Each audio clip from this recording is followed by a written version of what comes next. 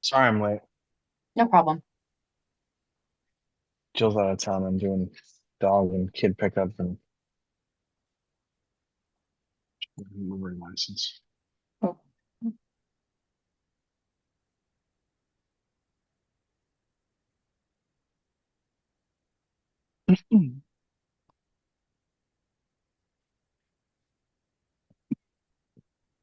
Did we have a permit come through here? They were going to remove some of the contaminated stuff I years was ago. yeah, there's an SOC for this, and it's has not received a certificate of compliance. So that's something we're going to bring up. But I'm pretty sure that Paul talked to Judy, the DEP wetland section chief, about that.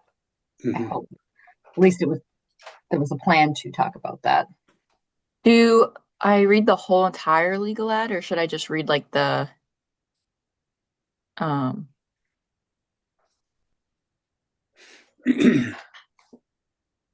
the part about what they're doing? Just you're supposed to really read the whole thing. Okay. Um, is there some What? what? Sorry, what is this for? Just catch me up. Is there a way that we can vote to like skip the reading and just I don't know. Is there? what is it about? I missed the beginning. I'm sorry. We used to read out the legal ad when we would before we would open when we would open This a is a new hearing. hearing. Okay. This is a Yeah. new hearing. Yeah, I It's guess you it's should then. Yeah. it's But it's but it's because it's we standard have among all commissions. I don't know if it's subject to public meeting law that you need to do it, but yeah, every hearing normally you This just might be read the first verbatim. one I've Like done. Yeah. yeah, yes, Okay. because yeah, we haven't you just had access to the legal ads. Gotcha. Sorry. And I wanted to get back into the habit of that. Okay, yeah, I'll start doing that. Okay. I will mute myself again. All right, ready to go? Yes. Okay, let everybody in. Okay. We'll call to order. Okay.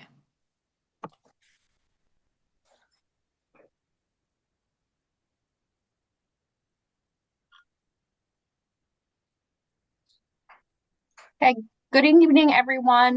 We're calling to order the March 25th, 2026 meeting of the Clinton Conservation Commission at 6:09 p.m. And first on our agenda is a new hearing for an RDA at 1 Reisner Way. Sierra, just going to read Okay. the legal ad. The legal ad for the RDA for 1 Reisner Way. The Clinton Conservation Commission will hold a public hearing under the provisions of MGLA Chapter 131, Section 40 on Wednesday, March 25th, 2026 at 6 p.m. remotely via Zoom to consider the request for determination filed by William Reisner Corporation. Proposed work consists of removal of previously placed erosion controls, erection of fencing to limit exposure to contaminated soils, and replacement of temporary barriers around contaminated soil stockpiles. The work is proposed at 1 Reisner Way in Clinton, Massachusetts, and further identified by map number 40 and parcel number 3525. The public can listen and or view the meeting while in progress by accessing the Zoom platform agenda, and login information can be found on the Town of Clinton, Massachusetts website. I see Paul McManus is here. If you want to go ahead, Paul. Yes, thank you. Paul McManus from Ecotech, representing the applicant, Marty Reisner, who's also on, and Scott Parker is the LSP of the site, who's also on. So if it's okay, I'll share my screen. Yep. All right. You should be able to share now. I got it. Thank you.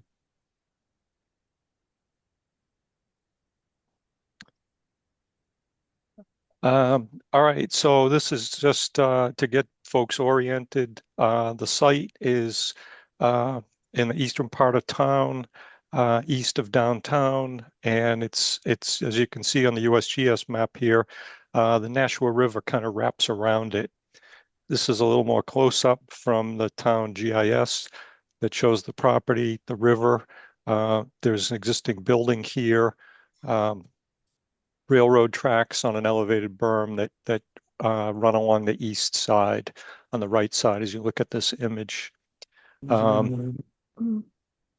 I said, the The Nashua wraps around the site. Much of the site is both riverfront and also floodplain. This is the current FEMA map, which shows much of the site in the floodplain. So as Sierra said, there's three things proposed. The first is the removal of some erosion control material that was put in the river quite some time ago under an order of conditions to do some dredge out a couple of cubic yards of contaminated sediment in the river. The second is to install some fencing. I should have said this property was used by Reisner Metals as a scrap and recycling yard for roughly 70 years. As a result of that, there's some contaminated soils on the site, some of which has been stockpiled. And Scott Parker is dealing with the MCP issues on the site, running in parallel, excuse me, in parallel with this. So there's a proposal to put up some wire fencing to prevent people from coming in contact with the contaminated soils on the site while a permanent resolution to that under the MCP is developed. And then, as I said, part of the contaminated material on the site has been stockpiled. As I said, you can see here these brown areas are areas outside the floodplain. Those in part represent the stockpiles, which have been there for long enough to be mapped by FEMA. So one of the concerns that DEP has raised is the fact that the site and those stockpiles are in the floodplain. They're not in the floodway, which you can see here is much closer, limited to the area immediately around the river, but they are in the floodplain. So the proposal is to somewhat isolate those. So I just want to run through some pictures. This is the material that was put in under the old order conditions, which has now expired, of course.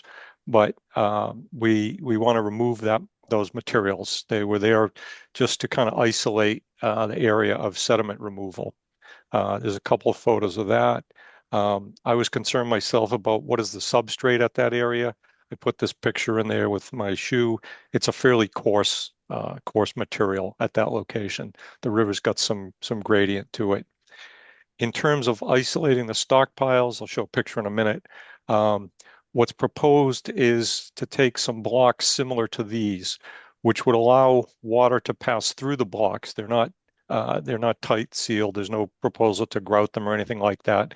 So the flood water could still rise and fall between those.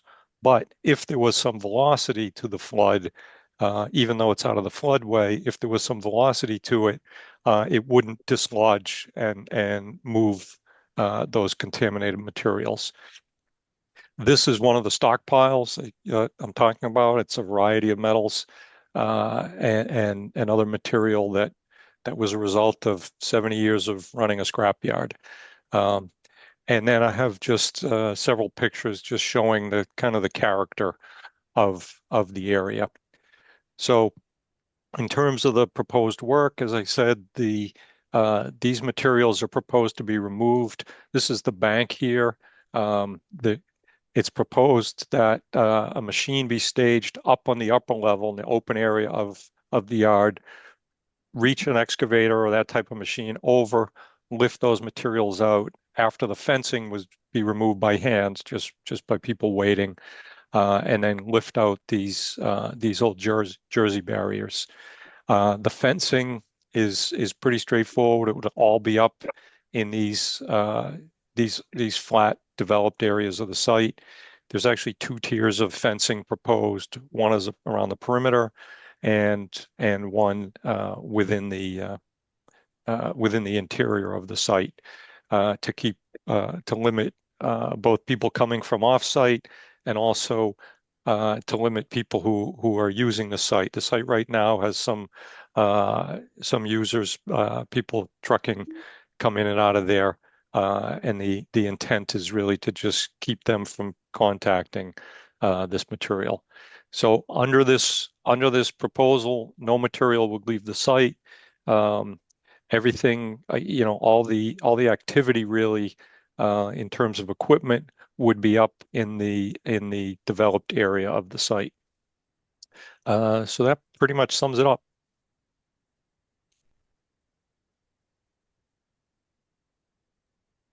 All right. Okay.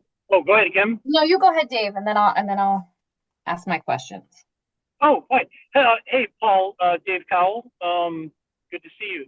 You too. Yeah, I just have some questions of clarification, and please forgive me that I'm a bit incapacitated to see some of the photographs that might answer my question.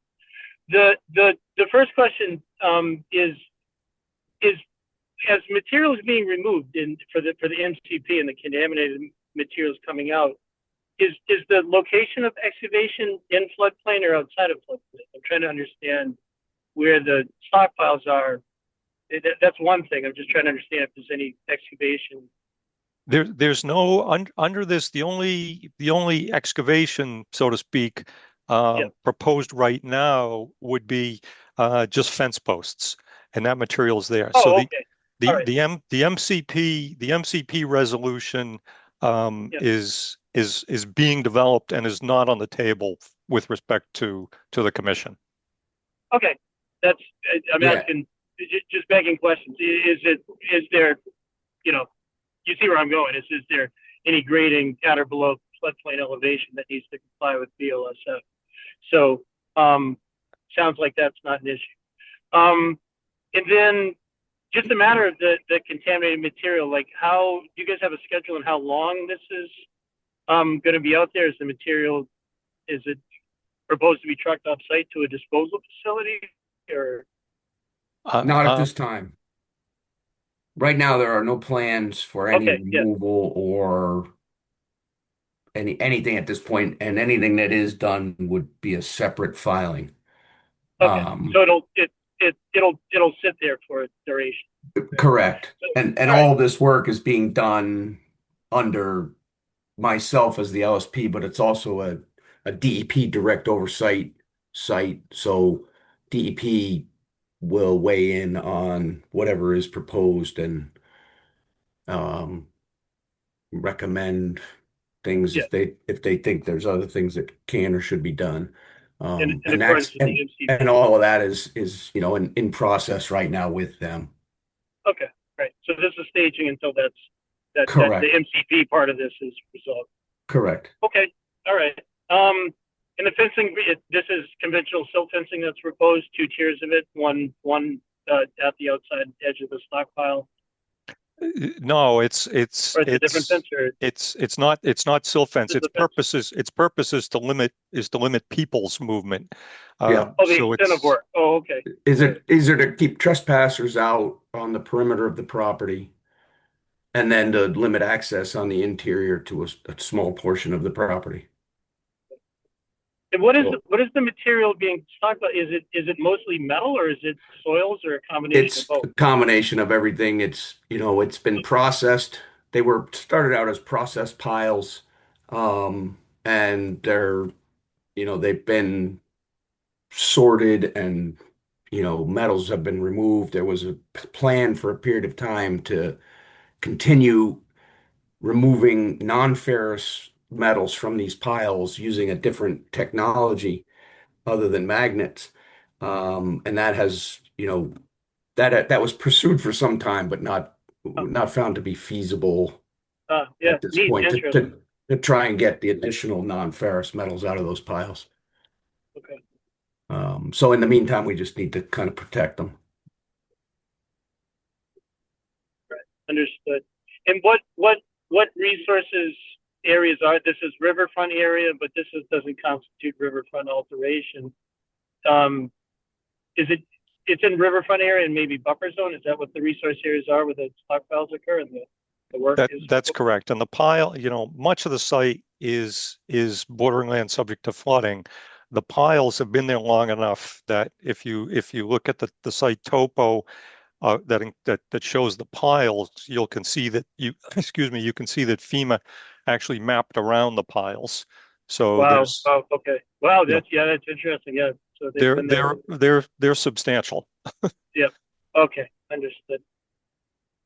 All right. I think that answers most of my begging questions. I would turn it over to other members of the commission or Kim if you had questions. Thank you, Paul. Thank you. Thank you. Thank you. So I was curious about the status of the superseding order that was issued in 2014. Has a certificate of compliance been requested or sought, or an extension? Not that it was, not that I'm aware of. It's expired, as you know, as far as I know. I'm quite sure that's correct. But yeah, that needs to be closed out. But removing the materials in the river is, in my view, really required in order to close out that permit. So, Mr. Reisner wanted to close it out, looked at it, said, can we pull those out? I said, well, let's, it's in the river. I think we should talk to Concom and Right. get that addressed that way. Once hopefully we get authority from Concom to get them out of there, then we'd be in a position to close out the SOC. That was my thought process anyway. Yeah, I'm wondering though if the certificate of compliance should be requested, and then DEP would do a site visit and then order you to remove those items in order to finish out. Do you know what I'm saying? Like sometimes certificate of compliance is requested and then it's not granted because X, Y, and Z needs to be done, and then it's ordered to be done. I suppose that's a possible path. Just I because thought, we were not the issuing authority of that order. right, but I guess I thought this was the most expeditious way to get to the point which everyone wants, which is to get the stuff out of there Sure. and then get the permit closed.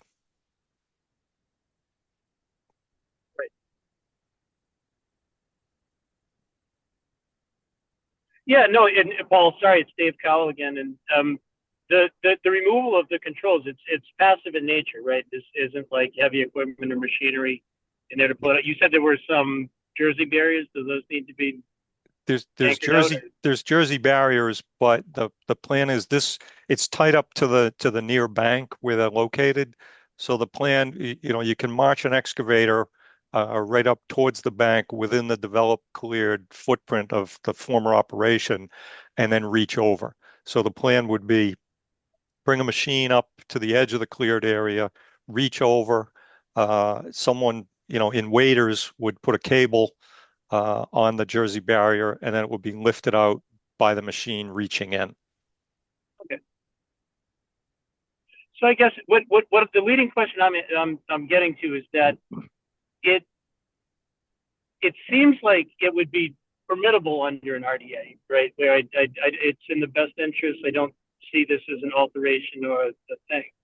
I understand Kim at her point of it's necessary to close out the expired permit, and if you request a certificate, DP would mandate you to do it anyway. But I see no harm in entertaining an RDA that says we've looked at it and at least at our local level, that we don't think you need a new order of conditions to do it or anything else. Right. That's consistent with my view, is that, doing it would not alter the resource area. Clearly we're in the resource area, but would not represent an alteration, but for restoring, the pre-existing condition.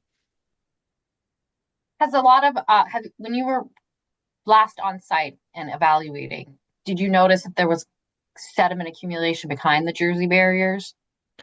There's some leaves. You still have my Yes, screen you up? can still see your screen. Yeah. So this is it here. It's there's leaves, but there's not a lot of solids. Okay. You can see the sandy bottom here. Yeah. This is obviously the upgradient side. And as I said, you can see in this picture here, it's an area with pretty coarse Okay. substrate. Okay. My thought was, when you take out something that's been holding back water, like a dam, a lot of sediment can can Oh flow yeah, and no, become mobilized. I totally understand, and that's why I took this picture, because it was a concern that I had.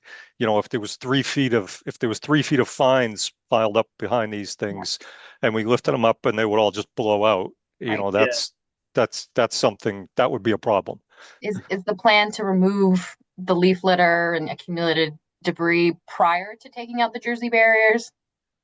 Well, my thought, there's some fencing in here. You can see, let me blow this up a little bit. If you could zoom in, that would be helpful too. Why can't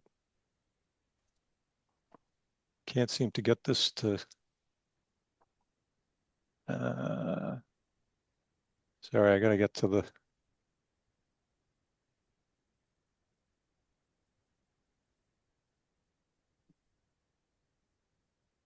While you're looking that up, can I also ask if any of the controls are coming out in an area either in or adjacent to a stream that might cause turbidity when they're pulled up, or that's really what like wetland property? what we've been talking about. Here's a blow up. Yeah. I'm guessing, David. Yeah, I was looking at the pictures. Yep. Yeah, oh, you can see. Okay, so this is a steel fence post. So there's some wire fence in here that would need to be pulled up. With respect to all the leaves, frankly, my opinion is those were natural detritus in there. I was inclined to just kind of let those go. But Yeah, I wouldn't be concerned about leaf litter. Sediment and contaminants, I think, are. yeah. So I was concerned when Scott brought this up to me. That was an issue.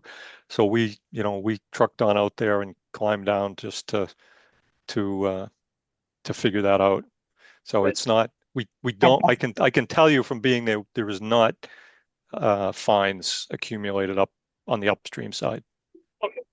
My concern was more like if you have silt fence or things that are in the soil, and there's actually flow there that would go to a stream. In pulling those things out, it would just stir up the soil and the substrate and create turbid water. Just in consideration of that, I still think it's permittable, but sometimes you can issue an RDA with conditions, and I would make the recommendation to pull it out during a dry season period. We do actually say that, Dave, in the. Oh, outstanding. Good. Okay. And that's, yeah, I wouldn't do it at peak flow now. And certainly not. Yeah. And it doesn't make sense to put turbidity curtains in a stream to put sediment controls in to pull out sediment controls. So, all right. That was just my question about seasonal timing and doing it during dry season. All right. That's all I had.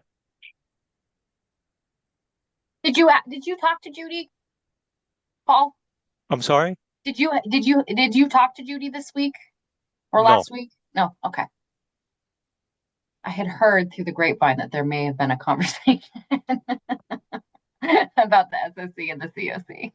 That's why I was asking. Okay. Somebody may have, seen the filing where I do on the first page of it reference at the SOC, so that may have caught somebody's attention. We have there are a couple reviewers that look at these. I don't tend to look at the RDAs when they come in for the department, but I know, and then I don't look at anything because I'm recused. So I just had heard that there may have been a conversation coming about that.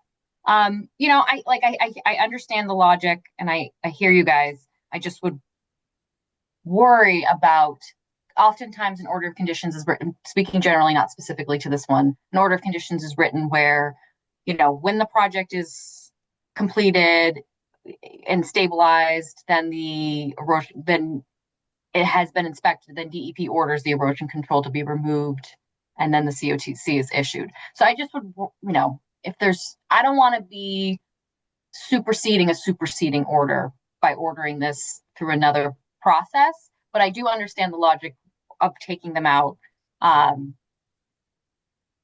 at, so I'm just hoping that that can be explored parallel as well, requesting that soon thereafter in parallel. I'm happy to jump on that. Like Okay. I said, my thought process was that this, I hadn't thought about it in the context of making the request and then having them order this. Frankly, I thought it more appropriate to go to the commission. So, but I'm happy to,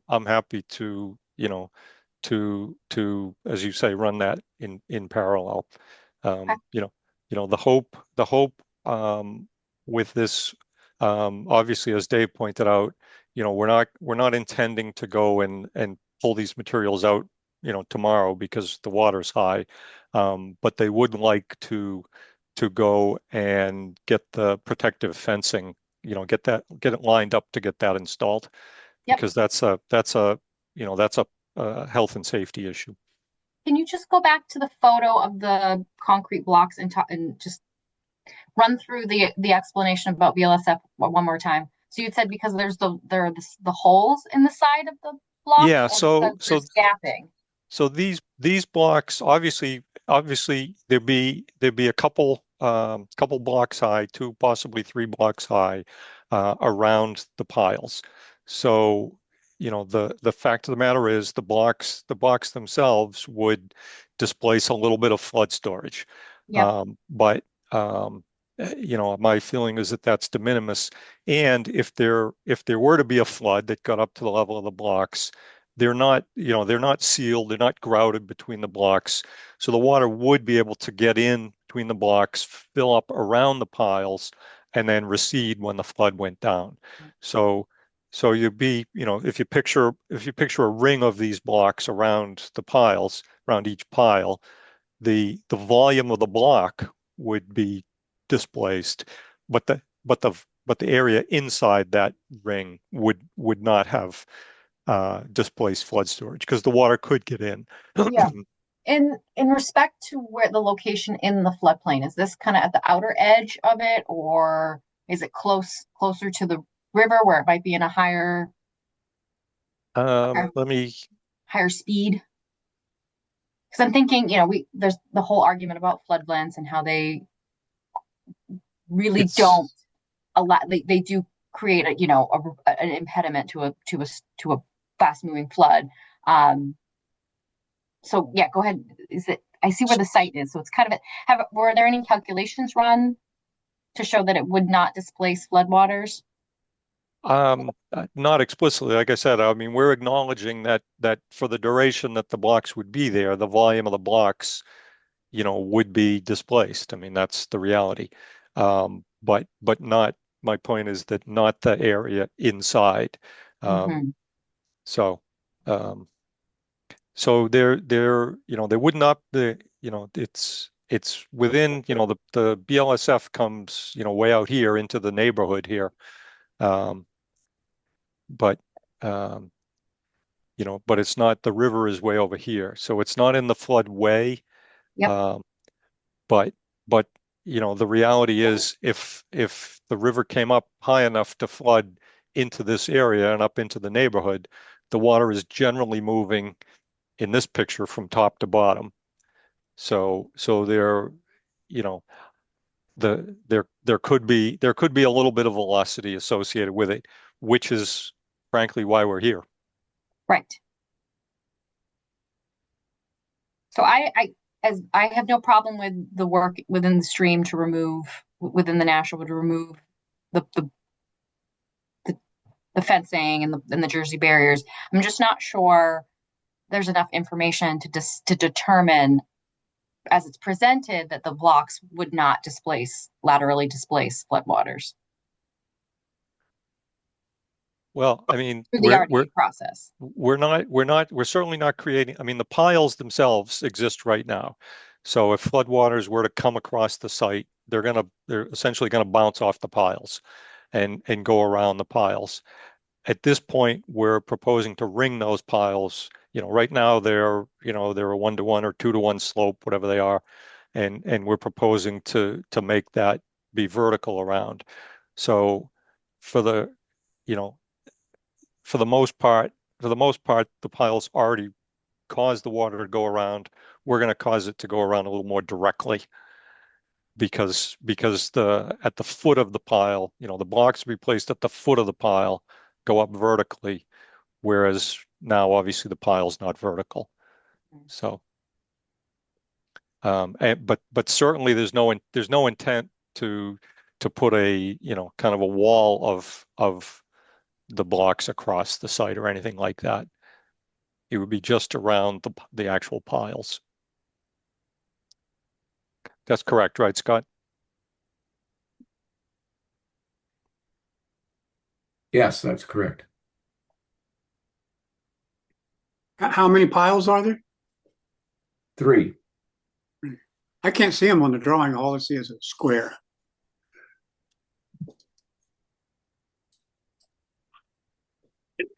Paul, do you mind if I ask a question that may be more based in the CMP than wetland compliance? Is just the what is the contaminant, and is it a solute that can leach into the water? Like, I'm just thinking if the floodwaters, if it floods and it does reach the piles, is this contaminant, will it leach into the water, or is it like a solid dissolve? Well, there's a number of contaminants, and we Okay. we have been performing groundwater monitoring.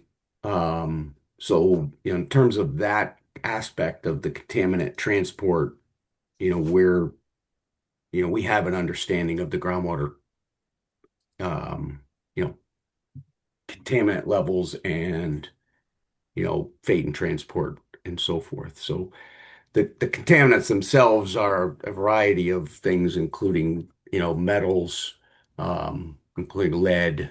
I forget. Some of them. Some of it is from the lead. A lot of the lead predates the operation of the property as a scrapyard. Yeah. But there are also other metals that probably it was more associated with the operation. There's some volatile organics, not too much, certainly not, and not in these piles. But there are also PCBs. Okay. Thank you so much. I think my question, I'm just trying to understand the location of these piles. I understand they're quite large and they can't be moved. Like, you can't just like move them. Not easily, right? Right. Yeah. There's topographic contours of these things, for crying out loud. But I was just wondering if there's any BMPs to prevent or abate leachate, like covering the piles or something I like think that. we proposed to Water cover them as well. Okay. There was, I think we included that, didn't we, Paul?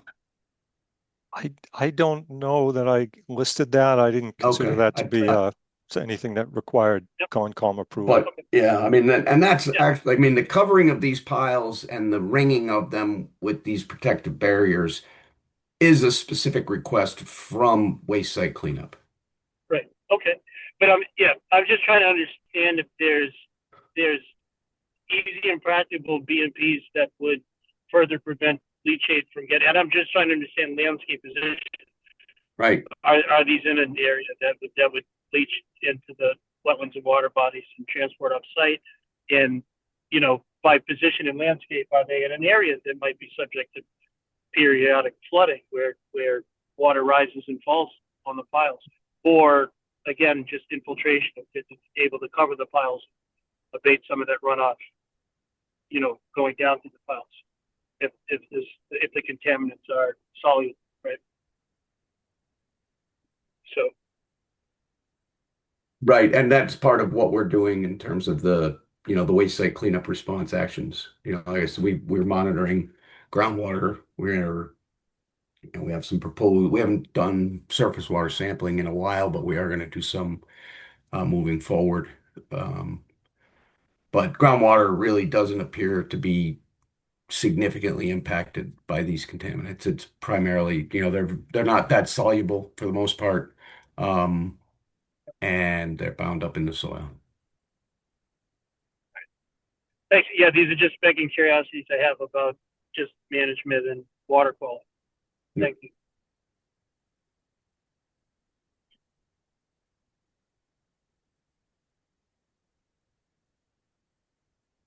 All right.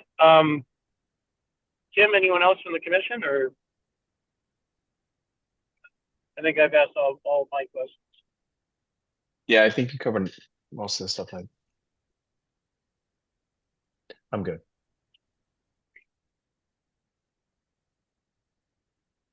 Okay.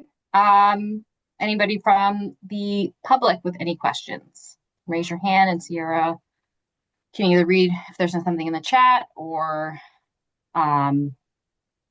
speak up.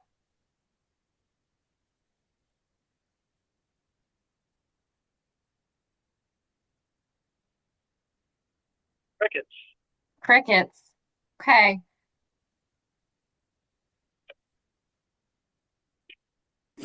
Don't screw it up. All right. Well, thoughts on this? I don't know, Tim. I don't know if you. I mean, I'm comfortable making a motion to close and issue the negative, but unless you think that I'm still kicking the tires on BLSM. It's amended. And I don't see. I'm not sure if somebody else is talking and I'm not sure who it is. Did somebody have a question? Looks like somebody labeled Paul is speaking. No. No, I have no question.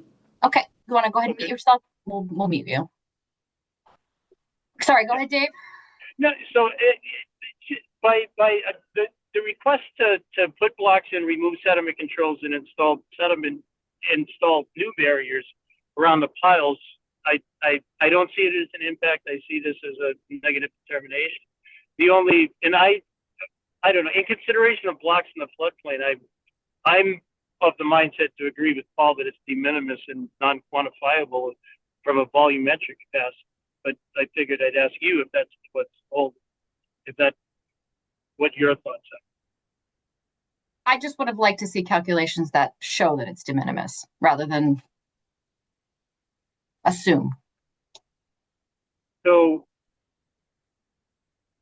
how would you, Paul, is there a spec for the dimensions or volume? But the blocks are permeable and there's holes in them. It's not a consistent thing.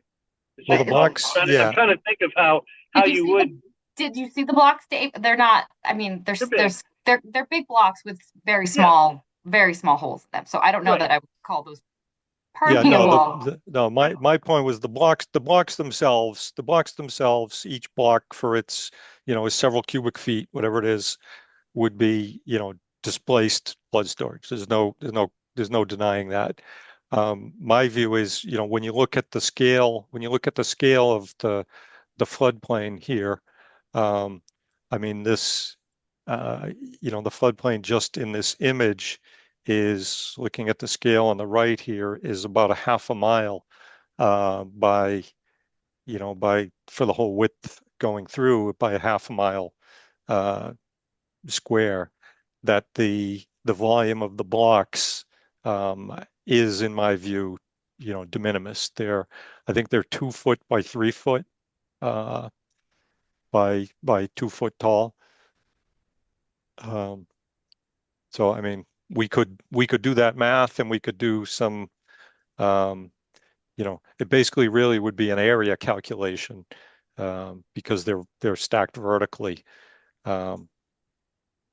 But we'd do an area calculation as a percentage of the whole floodplain here, and it's a tiny fraction. I mean, you look on the scale of this image, you can see the houses down here, give you a sense of the scale of this floodplain. It's really broad. Like I said, it's a good half mile wide at this point. Right. So, what do you is indication of how many of these blocks are going in, and just wondering, like, I don't want.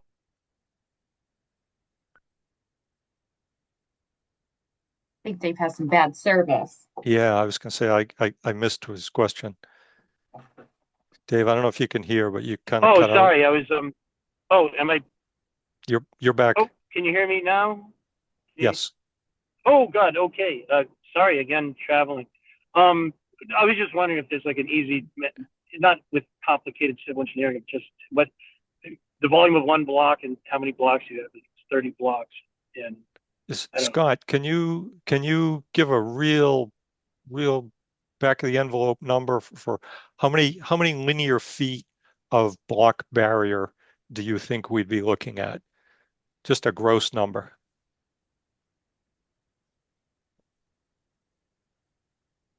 That's it. And if you're able to do it on the spot right now, because I'm trying to, are we talking about 30 cubic feet It's or like 40 Yeah. feet, 300? 400 linear feet, my estimate. Yeah, I was gonna say I was gonna Okay. guess a couple hundred feet. I mean, there's the three piles. Have two of them I think are over 2,000 cubic yards, but they're also like 20 feet high. Yeah. So I did not do a measurement around the footprint of these to get a linear number on it. But if we assume that it's 400 linear feet of block times 2 foot wide block is 800 square feet of block looking from plan view. So 800 square feet. Looking at my figure here on the site, this floodplain is at least 2,000 feet by 2,000 feet, which is, what's that? That's 4 million square feet. Right. So and granted these would be installed now. They're not permanent. The plan is to go through the CMP process to take these files off of site at some point and take those out. So that's they're not correct. permanent. Yeah, there would be, down the line, as we get to the point where we can do it, at the very least, a temporary solution, but a permanent solution. We'll have to have some discussions with the commission about what options there are. Removing these piles from the site is, I think, going to be an infeasible activity just based on cost primarily. Because that's not the only, there are other contaminants here besides what's in the piles. And so removing the piles, while it would be beneficial, doesn't get rid of the contamination that's there. Okay. Yeah. And so there are a number of considerations, and part of the process that we're, discussing with waste site cleanup is, what are the feasible remedial alternatives? I got it. From a number of perspectives, not just financially, technologically. But, these piles alone are several thousand cubic yards. Yeah. And there are, there's more than what's piled up on the ground that's not in a pile. Yep. Right. And Okay. that's part of what we're putting in this secondary interior fencing. Right. The perimeter fence we're proposing for trespassers is chain link, and the interior fence is just going to be like, the green metal fence posts with the, 3x5 square fencing, more of a visual barrier than anything. Understood. So. Okay. So- Yeah. so So, I but I just- understand as you go through the CMP, you'll come back to us for a notice of intent if there's any earthwork or anything to do with Correct. it. But the Yeah, structure, anything but- we but- would need. But circling back, the blocks that it's a B&P around these piles that are a non-permanent structure. What I'm leading towards is I hate seeing the baby thrown out with the bathwater on something that serves a net benefit to make you, deny you because it doesn't meet BLSF standards. Right. But and also, in terms of also considering how much, I do appreciate Kim's concern here with like volumetrically, how much are we talking about? Just Right. throw numbers. Like, I are we? know. Yeah, so standard? I did, excuse me, So Dave, Dave- I did yeah. some quick math on that. And Oh. based on Scott's guesstimate of 400 linear feet, 2 foot wide block, that's 800 square feet of block. And because it's vertical, we can do the math on square feet.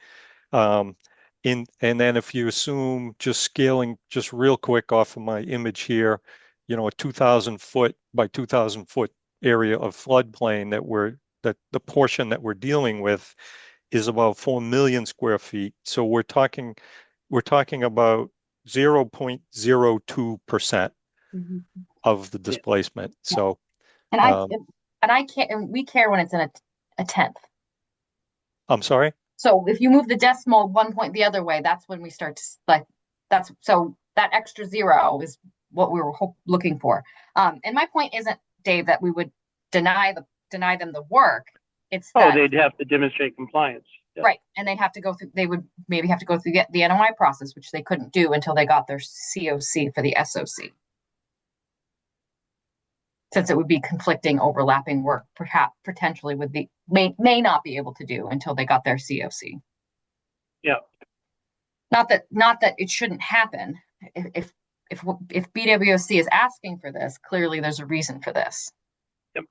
It's just what's the process, and would we make another entity do an NOI for 800 plus square feet of BLS impact?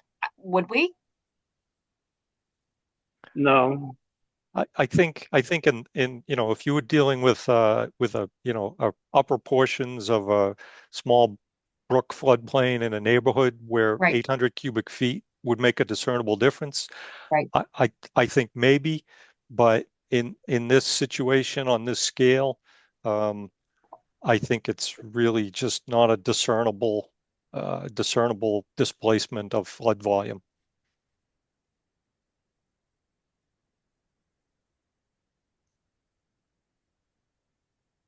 How stacked are these going to be? Well, they'd be up to get up over the flood, which is in the 251 neighborhood, 251, 252. I forget what the existing ground elevation is. But it'd be to the the whole point is to get them up as high as the flood.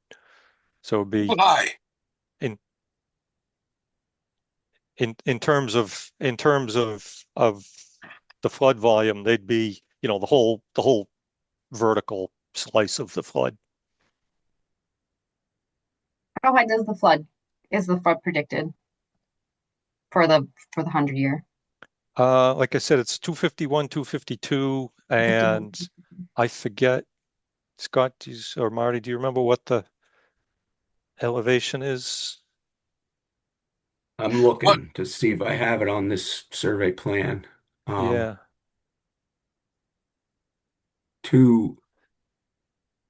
That's 252.4 is the flood 100-year flood level shown on the site plan. I don't see any other spot elevations though on this map. So Scott, this is Marty talking. Marty Reisner. yep. Hello, everyone. The plan I thought we were going to do is just go too high with the block. I think we looked at it and concluded that 2 was, which would be 6 foot high. I think we concluded that was ample, that the flood coming across would not be more than 6 feet deep. But again, the point is as high as it would need to be to get to the top of the 252 and a half or whatever that number was that Scott said.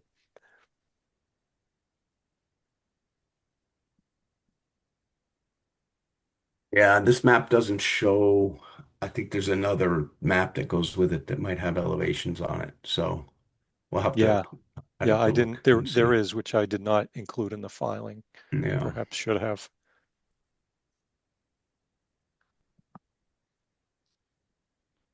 But like I said, because we're proposing to go the whole elevation, it's really a square footage question.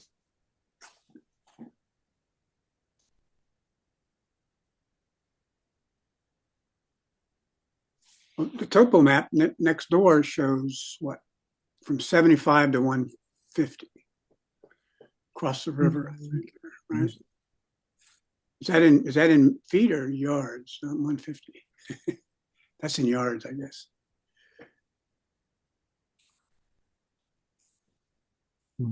Trying to see if it matches your 250 number. So, yeah. Are these blocks intertwined? Do they have, what's going to prevent them from falling over? Not that that's kind of outside our scope, but you know what I mean? They're massive weight. They're used as retaining walls. They hold back soil. You know, people refer to them as gravity blocks because they're just so darn heavy. It looks like the site, the berm around where the railroad tracks is at 250. So it looks like maybe 2 feet. 2 or 3 feet, yeah. Yeah. And I think the railroad track, the track themselves is above the 100-foot flood. I'm just looking at the contour map on Mass Okay. Map. I I got hope it. so. Yeah. Just looking at some of the spot elevations Yeah. on Mass Mapper to get kind of an idea. Yeah. I see where the top of the piles is at some at 260, 272 Like I said, they're tall. Yeah. That's it. from the 2021 LiDAR. Yeah. Yeah.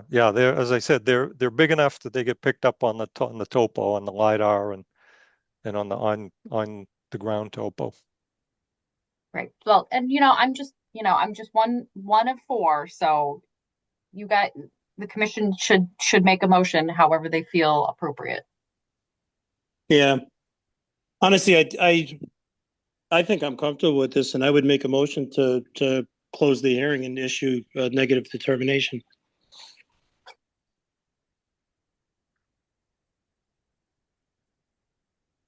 I second it.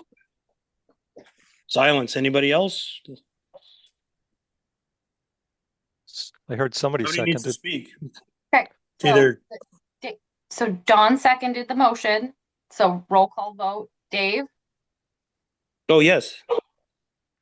Don, Aye. Sean, Nay.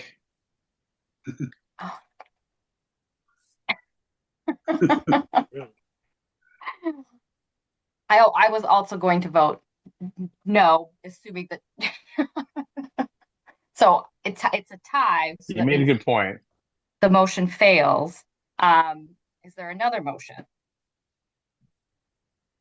Can I suggest that we perhaps bifurcate this and do the well, I guess I would ask You want to get the stuff. You want to get the stuff out of the river and wait on the retaining blocks.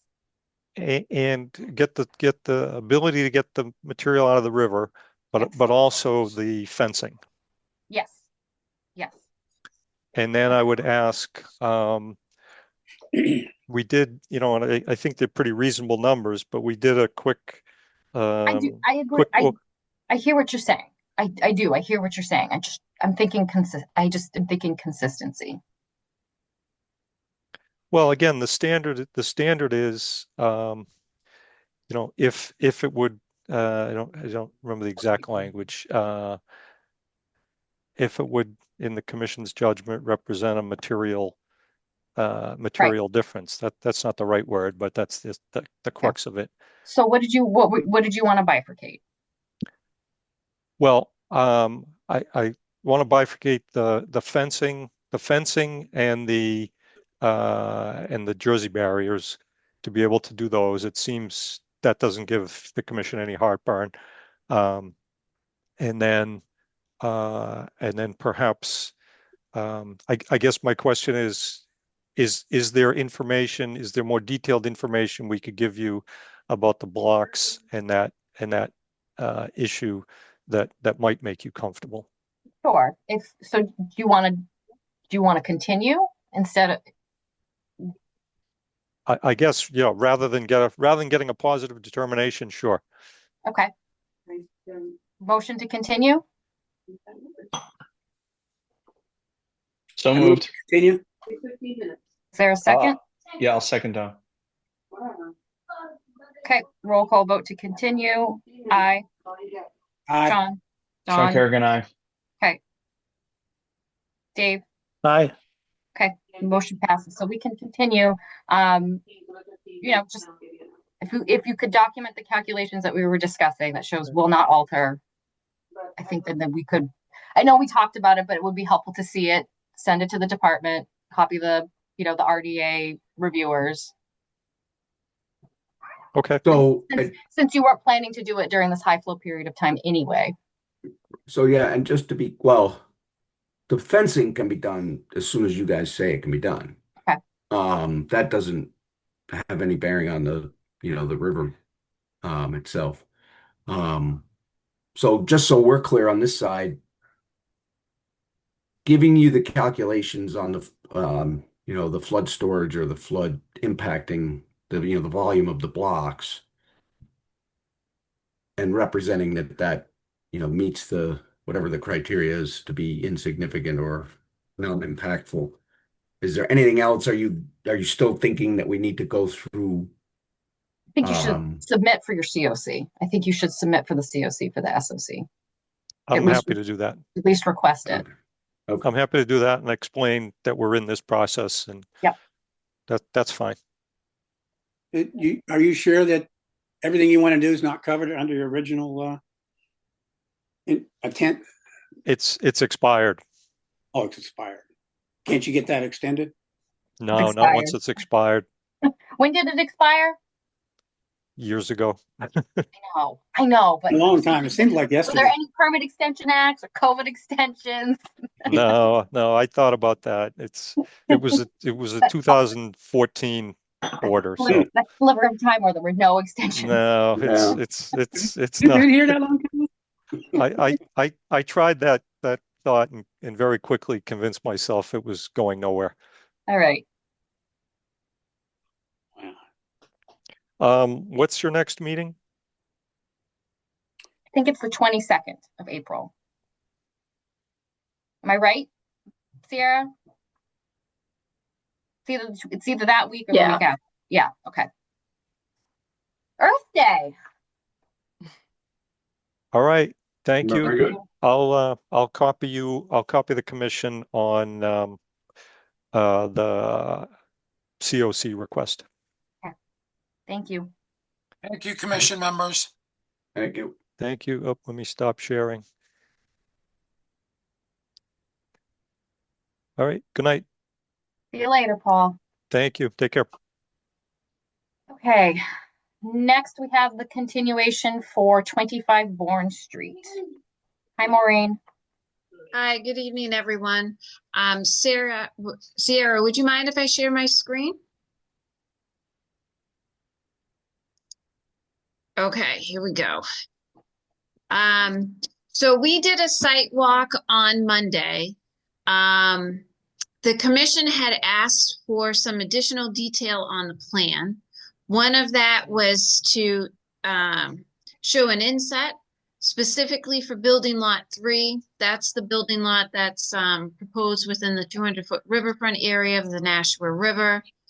Let me zoom in on this. Did you get your DEP number? We got a DEP number. Okay, just wanted to check. Yeah. So the closest corner of the house to the bank flags is 176.6 feet.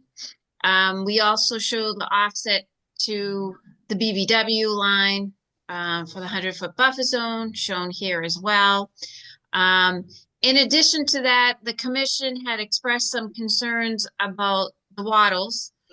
So what we did was revise the erosion controls to show silt fence all the way around. I figured that was just easier rather than splitting it up between wattles and silt fence. There's also a detail provided on the second page just specifying that the silt fence needs to be trenched in and backfilled and buried. And I can show that as well. We also discussed placing boulders at the limit of work. So we have 6 boulders here. And I believe that addresses all of the concerns for the site walk. DEP did have some comments.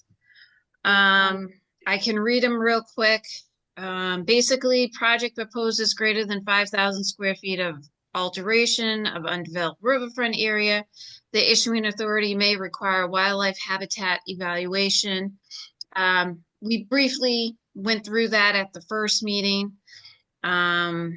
If the commission finds the project approvable, the commission may want to consider conditions in a deed restriction that limits alteration in the riverfront area, and a condition that requires the installation of permanent markers at the limit of the riverfront area. And lastly, the commission may consider that the applicant expand upon the alternative analysis to review project configurations that avoid and/or minimize riverfront area disturbance to better meet the performance standards. The commission may consider requesting that the applicant explore seeking setback variances from town authorities such as zoning, etc., or reducing the side of the rear yard to further reduce riverfront alterations. And we discussed that at the first meeting and out on the site visit. My client would like to use, I think it's about 7,900 square feet of the riverfront area. We're going to cut some of that slope out to use the material on the lots. And I did provide an updated alternative analysis to both DEP and the town.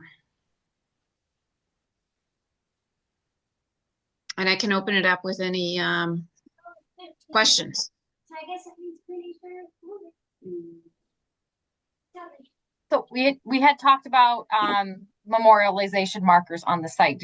Was there a conversation about what you'd like to use, or are those boulders? Yes, you are showing These them on are your the site plan. boulders.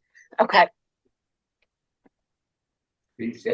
And then I saw, it's just because the screen's so tiny, can you just show your inset again of the Sure. the mean annual high water and how it's cast onto the site? Can you see that, or do you want me to zoom in? No, that's good. That's good. Thank you. Yep. Okay. I think Dave had asked some questions about the grading that we wanted to discuss with the civil site engineer. So Brendan's on somewhere, but he's on. Dave, I'm do you here. remember do you remember your comments and questions? No, about grading or Yes. no, I don't remember what I had asked. No, honestly, it was like it's sort of a bowl-shaped depression, and you have a berm above the before it goes down gradient down towards the riverfront area. I wanted to ensure that berm, there would be something still there on that side of it to prevent runoff from going directly down slope. But I think we were Where talking exactly are you about referring to? I believe it was building lot 3. Is that right? The one in the riverfront, Dave? Yes. Yeah, I think so. Yep. Sorry, I'm trying to as I'm encumbered by joining from my phone, so I can't see what you guys have displayed. Yeah, so I guess just in general, we tried to minimize the impact of flow patterns on the site and keep things as consistent as possible without channelizing flow, barreling down a slope and causing erosion that isn't occurring now. So there is a little bit on the, I don't have the north arrow there, but I guess on the left side of the proposed structure on lot 3, that is the steeper slope. We, like I said, tried to mimic and keep the proposed contours as parallel as possible with what's there currently, just to keep flow consistent with what it does today.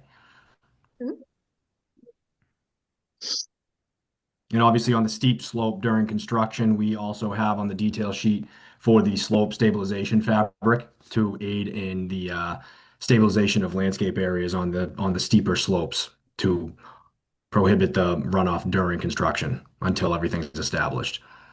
Did we update the erosion control plan, kind of what we discussed with the trenched in silt fence and then maybe a slope interrupter at that bottom edge corner where it seems like it may start to concentrate on the right side of the plan?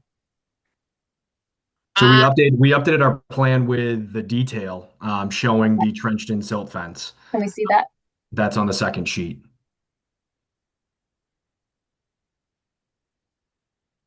So we have it showing a 6x6 trench, dig it down, then backfill, which is pretty typical.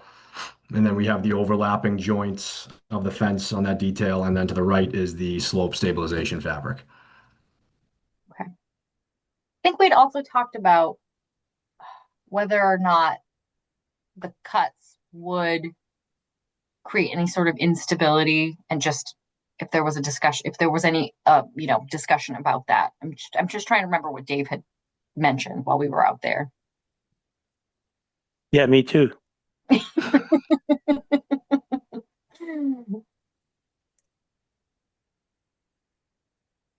mean, I don't necessarily, I mean, I'm not really sure how to answer the question.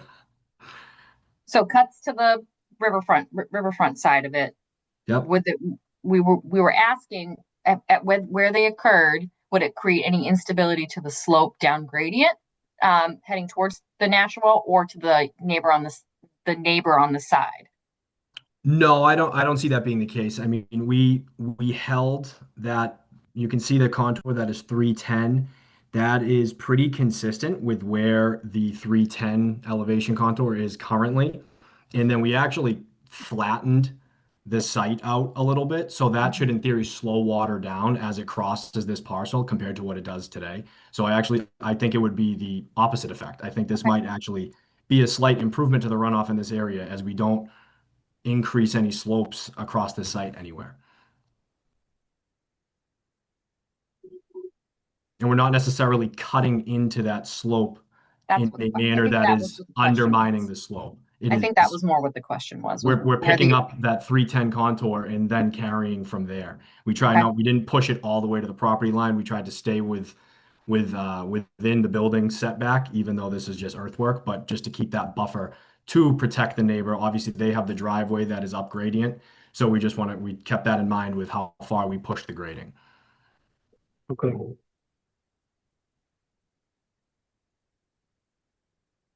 You made it. Yeah, and the time it took me to join the meeting, I should have been home from Stoneham and joined by computer. So now I can see. You got to hang up on your phone, though. I did. I thought I did. Oh. There it goes. It was creating like an echo. I thought I had hung up already. Sorry. No problem. Yeah, it was. Yeah, it's the way this is oriented. I don't know where north is, but yeah, the slope I was concerned about is where it obviously drops abruptly, steeply down gradient down to the riverfront area, and just protecting that berm at the top of that.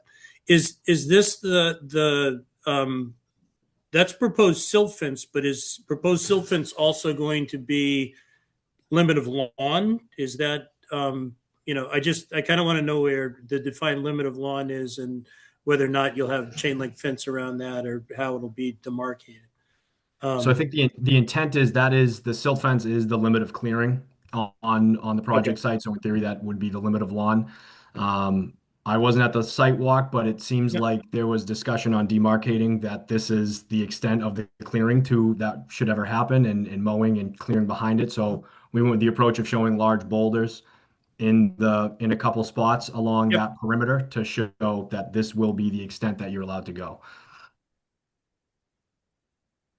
Okay. Yeah, I mean that meets the expressed intent that we were hoping to have some demarcation where they progressively don't mow further and further or get to that top of berm and at risk of going down gradient. Jesus. Yep. And you can see we tried to blend in the existing contours as soon as possible, keep in mind of having a functioning backyard.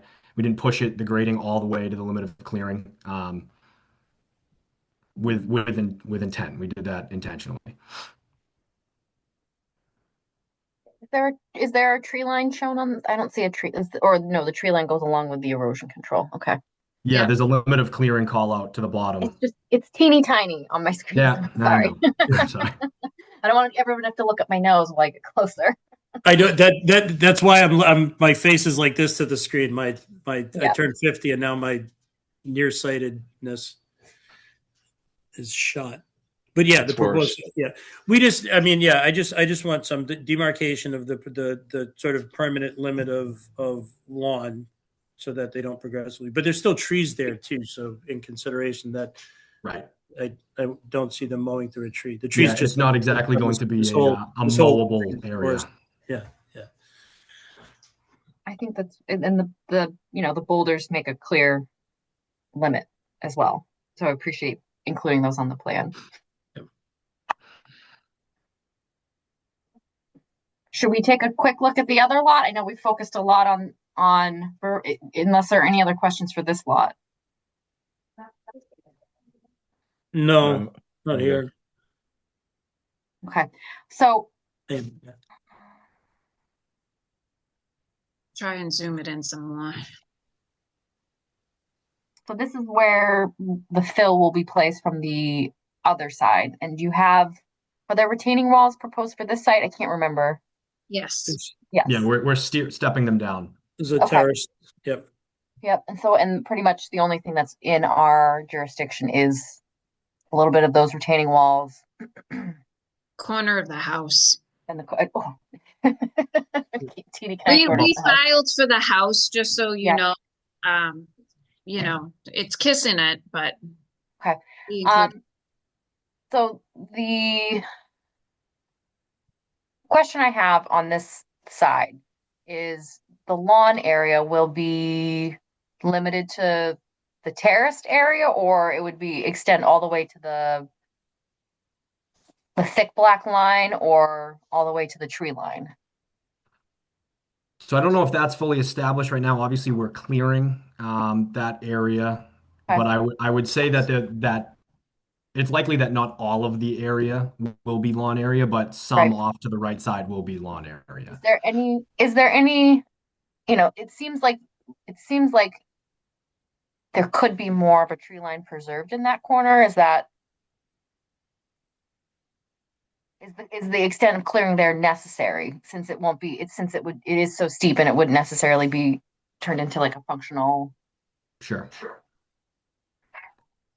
Yeah, I mean, I could understand that question. I mean, that would be a question for the owner, Mr. Silvio, if he'd be amenable to pulling that in. But I could understand the thought behind pulling that in where we don't need it for grading and it's not necessarily a flat spot. Yeah, I'm Craig. I'm here. If you guys can hear me. Hi. Yep. Yeah. So that the limited clearing on the second lot, I just wanted it as far as possible just to get as many dead trees. There's a lot of dead trees down there. So I don't have a problem leaving some of the bigger healthy trees in that area. Okay. I just wanted it extended just so I could have access to clean up the lot. And the other thing to keep in mind that these are 1 foot contours. Yeah. So it is a steep slope, but it's not as steep as it looks on the plan. Right. Yeah, I'm looking at the. Well, we stood out there in between those wetland flags, so that area was above us, right? So Right. Yeah, you can see that contour down at the toe and slope there, where it, again, it's not jurisdictional, but it begins to channelize there as it goes down in the wetland. Yeah. Mm-hmm. So, was the terraced retaining wall sort of? I noticed they're all 4 feet or less. Was that by design to avoid structural engineering, or?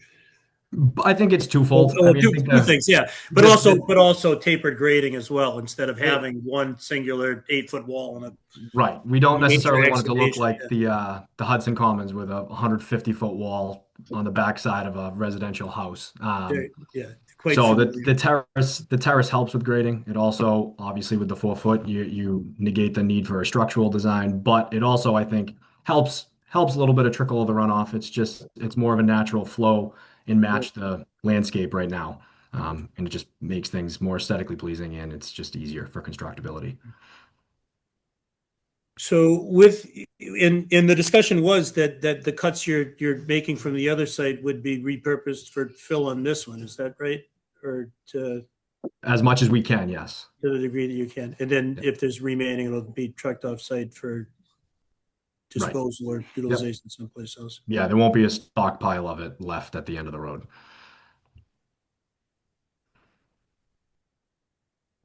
I can't think of any issues So with would that. that need an earth removal permit if it's being taken off site?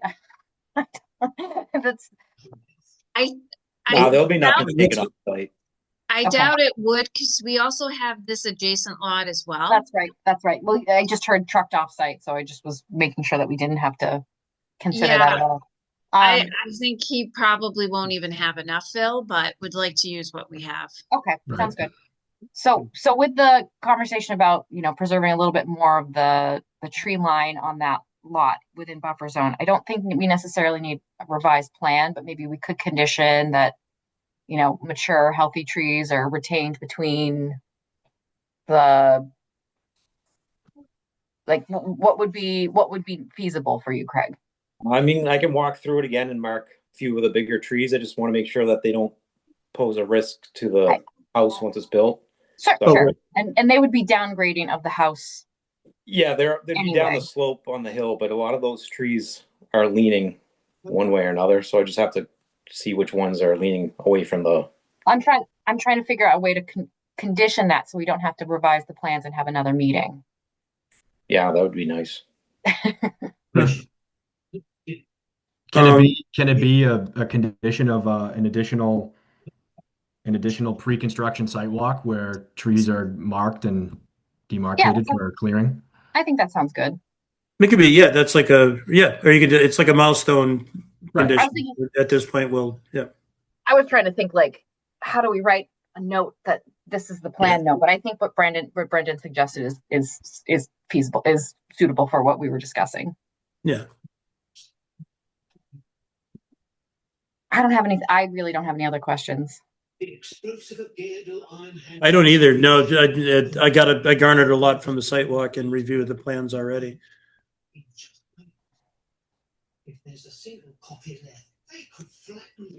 Any I'm good on that. thoughts from Sean, who was on the site walk? No, the walk helped for me too. It's always Yeah, nice being to see stuff. Don, did you want to fill in on us to fill you in on anything? What was that? Is there any questions that you have listening to the presentation of the project? No, yeah, I mean, are we going to wait for the site walk before we approve it? Well, we did a site walk on No, for Monday. the tree site. Oh, yeah. Yep. Okay, so we'll add a condition of a pre-construction site walk, to determine the final tree line for whatever lot number that was. What was the lot number Two. again? Lot 2. Yep. Okay. Any butters or members of the public that had questions for this particular project?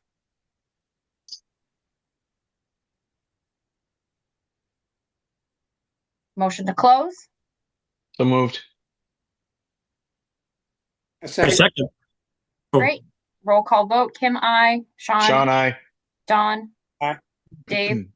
Hi. Great. Motion to approve with the aforementioned conditions as discussed. I second. He'll be the motion. I'll second. I'll be the sorry, formality. I will make a motion to issue the order of conditions with the conditions as discussed. Second.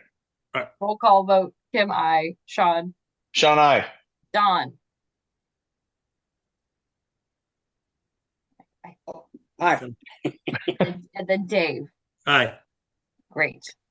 Okay, thank you. Great. Thank you. Yeah. Have a good night. Good Thank luck, you very guys. much. Hi, Sean. Good seeing you, kid.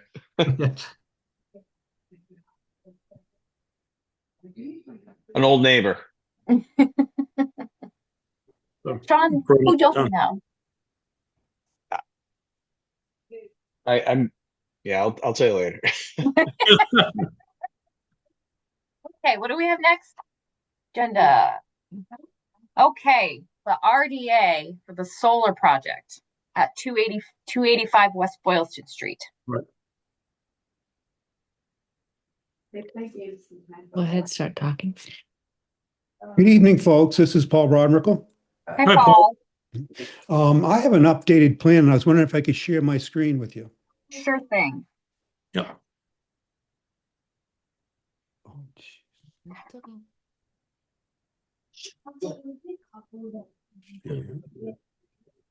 Screen.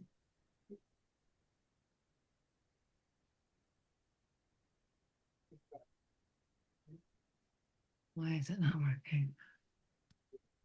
It's not. It's not working. I know. Is it one of these others? I'm having a little trouble here. It's okay. We're patient. I'm not that tech savvy myself. It's usually me.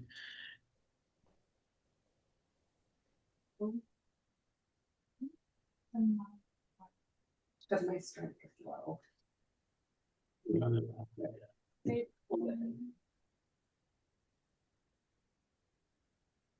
Can they see your screen? Can you see that? We can. Okay, great. Success. Yep.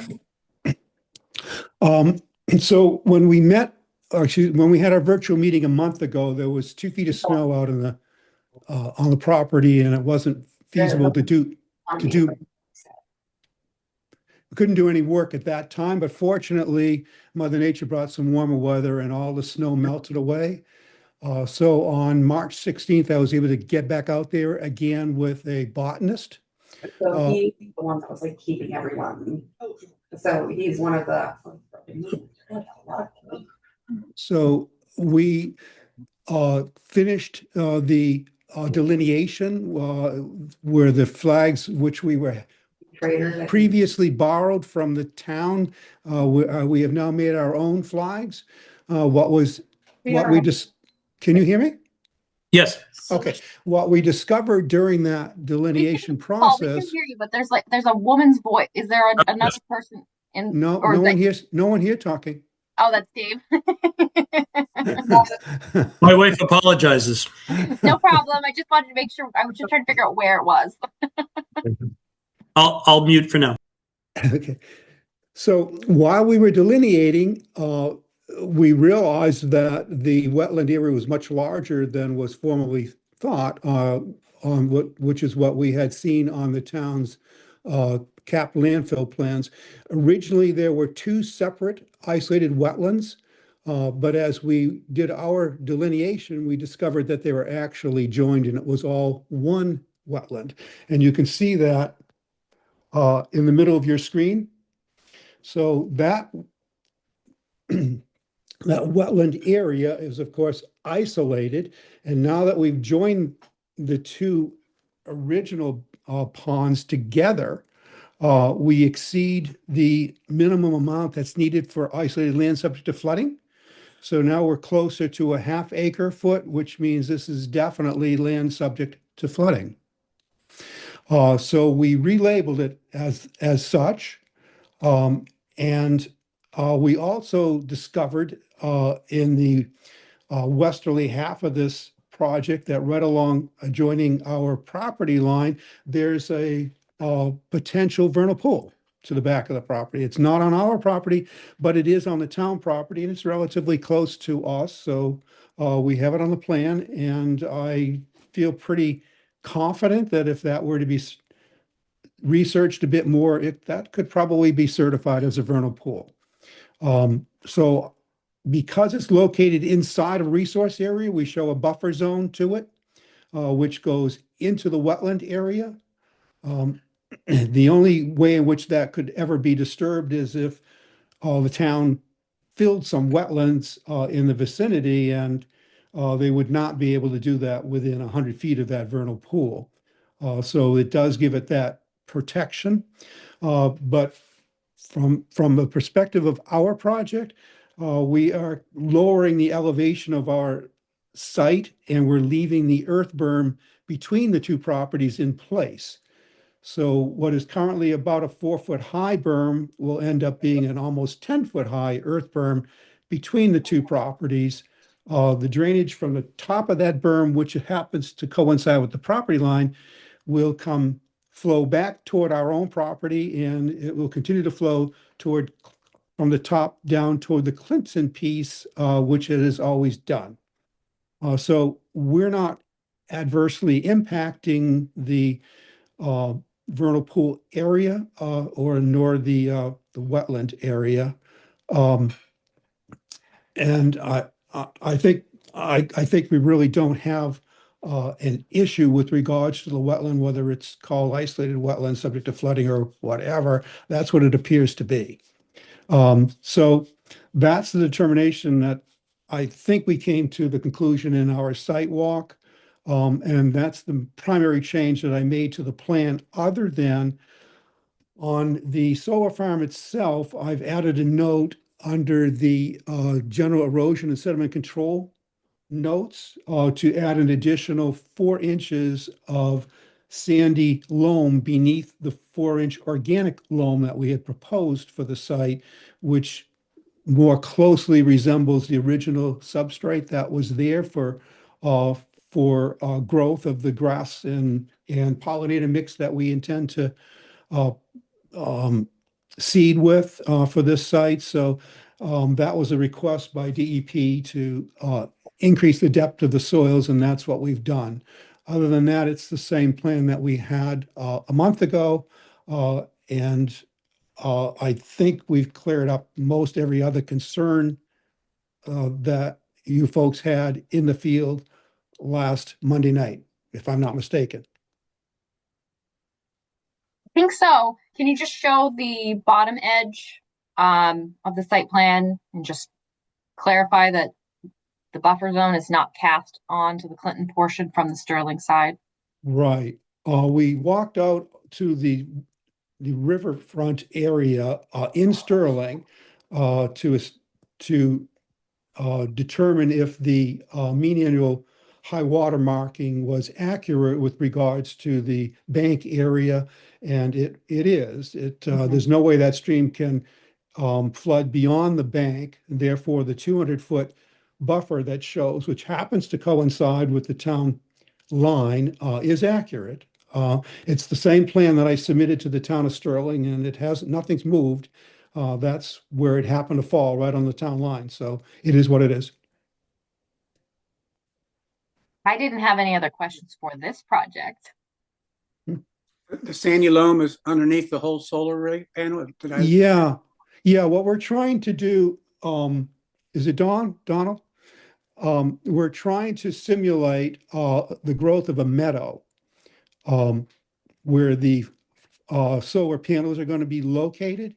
And it was felt that the 4 inches of loam would not be sufficient to sustain that meadow-like growth. So we added 4 inches of subsoil basically to the mix, which is closer to what was there originally some 40 years ago, before the sand pit was mined.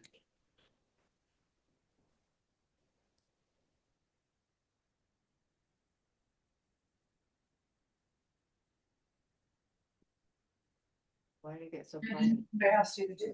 So yeah, I guess I'm in agreement with Kim that I don't have any questions on this. Right. I did look at since the site walk, I did just a desktop analysis of, going back to aerial photographs and history and looking at the topographic grades to make sure that wetland doesn't in fact drain out someplace else or have a low elevation. And I honestly, everything that I looked at and just a desktop review kind of concurs that was just a graded area of the gravel pit that was created. That was a low elevation depression that exists now as isolated vegetated wetland land subject to isolated land subject to flooding, and there is a potential vernal pool there. But nothing I saw would conclude that this is a jurisdictional BVW or has jurisdictional connection to waterways.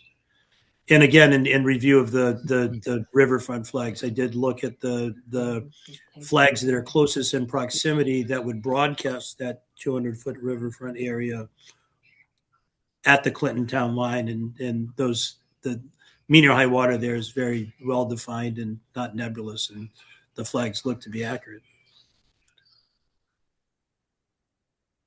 So I, Yeah. what do you want to, So where do you want to go? So I think we could give it a -1, which is work is not jurisdictional. Right. And then a +2B saying we don't confirm the resource areas. Because we're not confirming the flags. We just confirm that the work is not in a resource area. Yeah, agreed. I agree.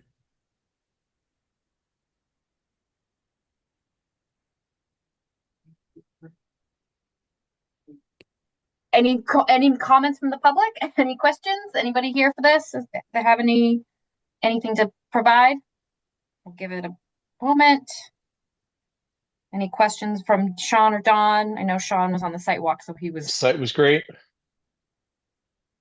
think it was really helpful. I mean, I knew what we were expecting to see. I just wanted to see it. Yep. No, it always helps. Anything for Don? You good? I'm good. I Good. missed the Okay. sidewalk. I'm recovering from surgery, but I didn't Hope make you're it. doing all right. But Hey, we can chat glad, about that. glad you're with us. Glad you made it. Mm-hmm. No further questions or comments. I would make a motion to close it's not a public hearing, but to issue a negative determination. Second.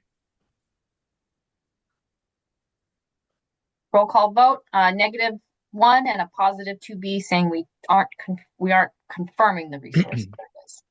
Yes. Yep, that's right. So roll call vote. Roll call vote. Kim, I. Don.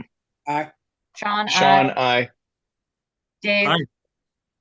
I only said that because you were raising your hand. Okay, so we will get that processed. Thank you for your time, folks, and thanks again for coming out last Monday night. I appreciate that. Thanks Good for luck. Thanks for the ride. Yeah.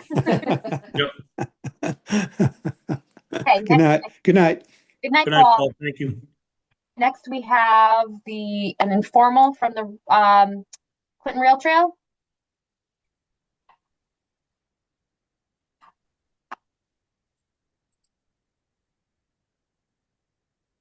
Oh, sorry. Can you guys hear me okay? Yes. Okay, so somebody have trouble on Zoom. Hello, everyone. Phil Duffy, Community and Economic Development Director.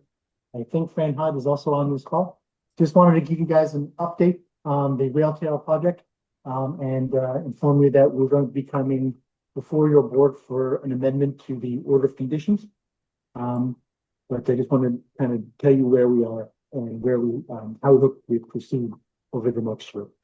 You may remember that they issued a order of conditions for this project, I think, in March of 24, I think it was. We subsequently received 2 rounds of grant funding from the Trail Trails program and have hired Paracorp to oversee construction administration. We are preparing to issue bid documents and while in the process of collecting easements from abutters, one abutter has declined to extend an easement to the town for the purpose of the trail. That was at 417 Berlin Street. Well, you may remember we actually went over that little segment a fair amount during the hearing that finally the end. So we're going to have to redesign to go around his property. We've been in touch with Time and Bond. They've estimated the timeline for that be 9 to 12 months. Hopefully it won't be that long.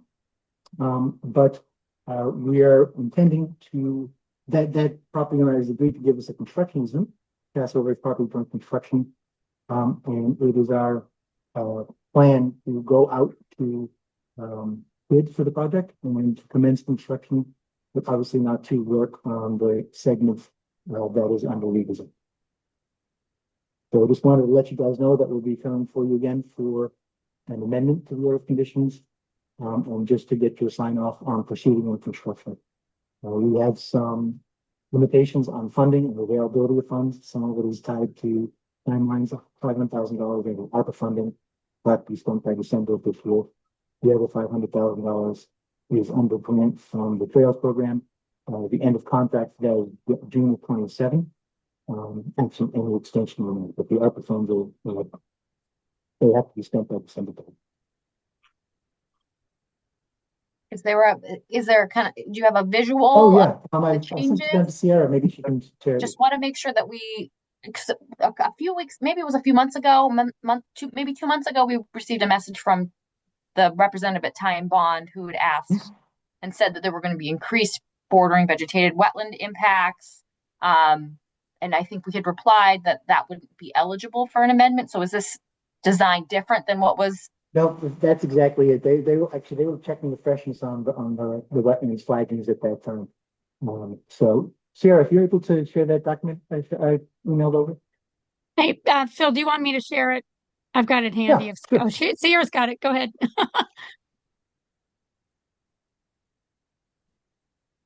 Sarah, have you got it or do you want me to share? She's got it.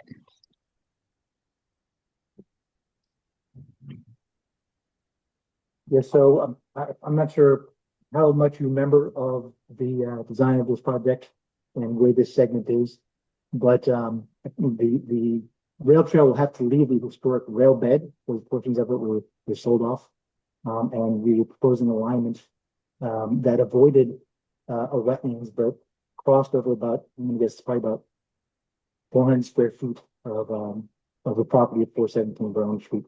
And we've been in good faith conversations and discussions. Fran is the point person with this property owner. And we're mildly surprised that we elected not to extend the easement. But as a consequence, we have to go around his property. So I just have, I'm sorry, Phil, I'm not trying to be, I just can't hear you very well. oh yeah, hold on a second. We have a problem with the microphone hookup on Zoom, so I'm going to put on these headphones, see if that's any better.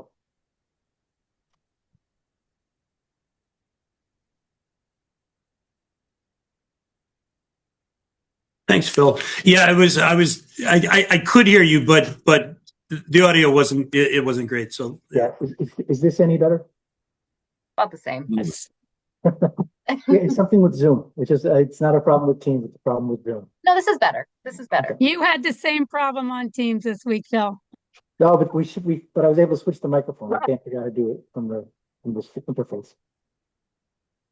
So so Julia had reached out to the commission to ask if they could if the NOI could be amended to add additional impacts to bordering vegetated wetland. Yes. And typically that's not allowable through the amendment process. That would require a new notice of intent. So this is different from that design when she had reached out. I'm not sure. Fran, do you have the zigzag plan? Yeah, so I don't know whether Ty and Bond had shared that. So that the landowner is willing to give us a construction easement. So he's willing to let us use his property for construction. He doesn't at this point want to give us a permanent easement. So, our hope is to continue with construction while we go through the redesign process with the Conservation Commission, because everything in the construction would be exactly as already approved on the NOI, and we have the order of conditions. So I guess the question I've asked is, would this result in additional fill or impacts to bordering vegetated wetlands? Yes. Yes. And hang up the towels. yeah, that would Not be eligible for an amendment. That would require a new notice of intent. Okay. That may be a misunderstanding on my part as to what the terminology in the process is.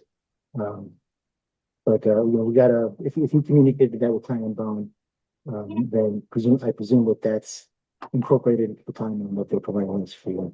I hope so. I mean, I'm hoping I can't really see like where the flagging is or what the change is. yeah. And so, when did that email go out, Sierra? Do you remember the email to Julia and then there wasn't a response back to the email that you had sent out? That was a while ago. Yeah, a couple months ago, I think. They sent their proposal to us in January. Okay, so that was definitely after we told them what would and what would not be eligible for an amendment. So I'm hoping that this incorporated those concerns. Yeah, I assume it did. I might have to double check. I'd have to double check. Using the word amendment may be an assumption on my part that's not grounded in a sophisticated understanding of the process. But I have to assume our engineers accordingly. And Fran, do you have the plan that shows the what is conjectured as a realignment? So the markup that Time Bond had done, I'll have to hang on a second, I can find it. I'll stop sharing so you can share your screen. It might take me a minute to find that one. So the email that Sierra sent to Julia at Time Bond was in December, at the beginning of December.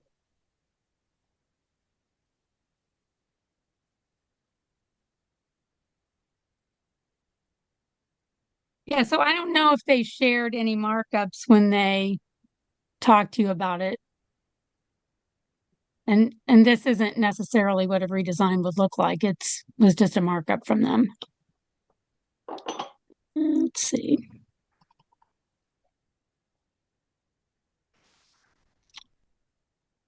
So the message that we got was currently the town is seeking to bid the project construction.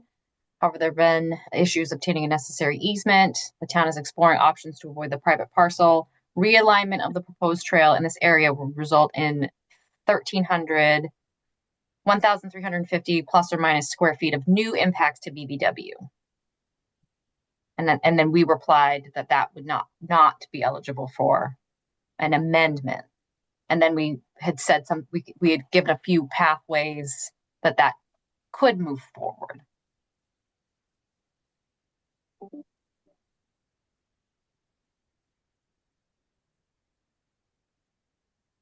Yeah, so this was a markup that they did, Kim. Can you zoom right into the red box area? Yeah, and actually, just so you guys know, you can zoom on your personal computers with your mouse. I don't know if you know how to do that. Mm-hmm. Yes, but also for the recording of the. Oh, okay. of the meeting for posterity, it's good to have it zoomed in for the. Yeah. Is that better? Yes. Okay, so I see the wetland flags.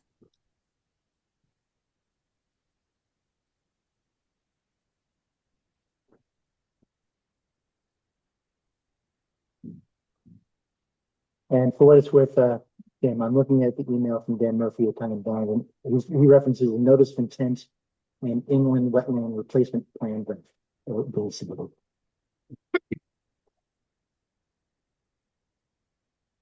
And so essentially the homeowner has agreed to give us a construction easement, which includes that regular property temporary easement. But he did not want to give the permanent easement. So that means eventually the trail will have to go in a different path. Okay, so then that means it does have to jog into this, it would have to jog into this wetland. That would likely be the path. The other way around seems like it would be not as feasible if it went. So this is the CGCT property below, and that would likely run into some of the same issues. And were they proposing to span this to get, to elevate it above, or is this proposed to be just filled? Well, so we don't have a proposal yet. Yeah. This is just a markup.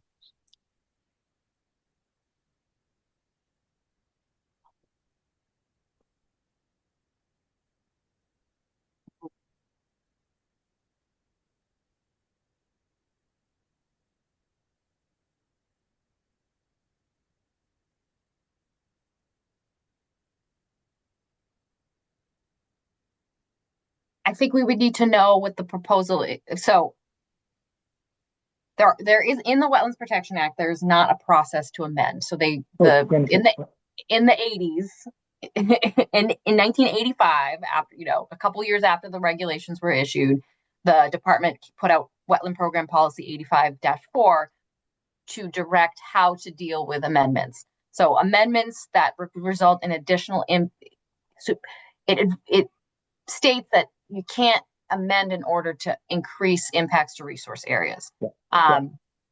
So if there was a way to do this by elevating the path over the wetland, maybe we could call that not an additional impact.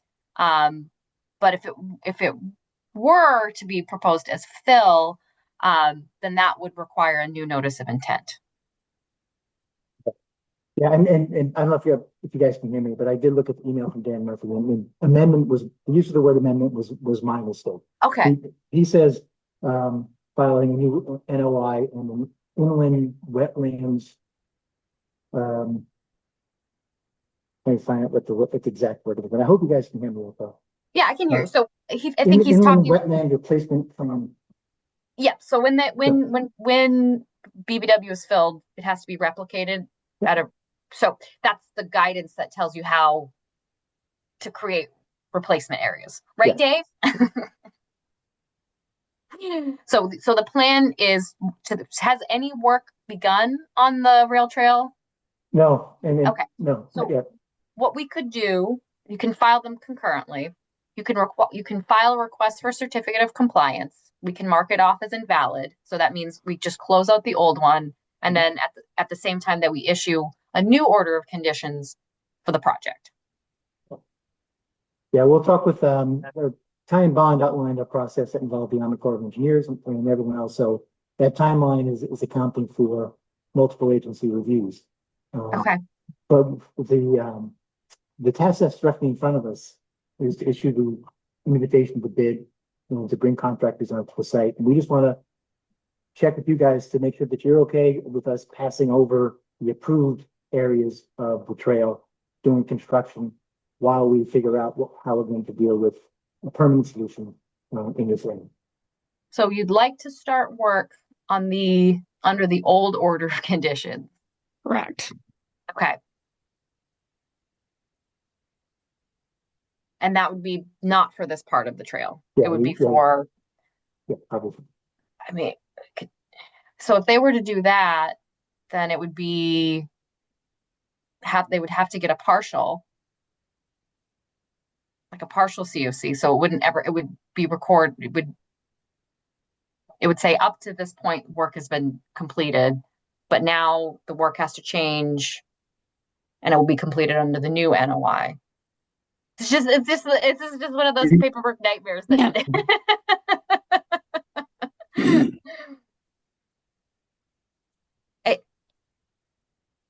I've had commissions issued orders or certificates of compliance on orders that have been changed, right? Either whether it be by amendment, right, or by reissuance of a new permit. That the new permit, you're still bound by these conditions, but now it's under the new permit. It's therefore right.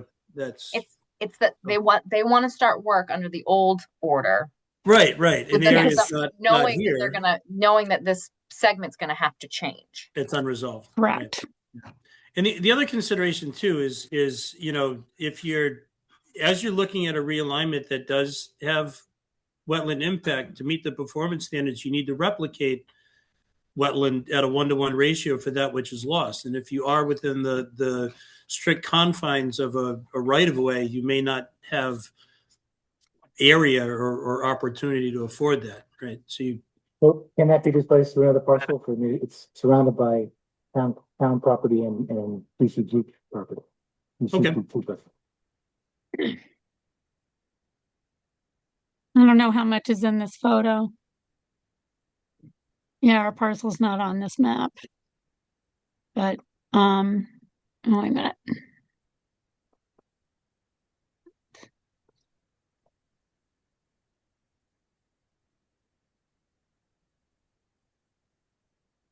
Yeah, I could show it probably better from another map. Well, if we go back to the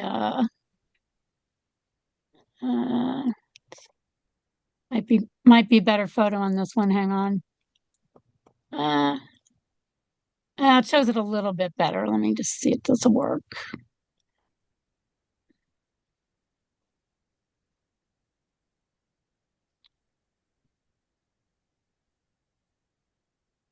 Kim, can I ask you a more of a DP question? I received it was a DP analyst out of the Northeast Regional Office. I don't recall who that said that if you were to elevate like a boardwalk on helical piles, and it meets certain requirements that it's not a quantifiable impact. That's what I was trying to say. Right, right.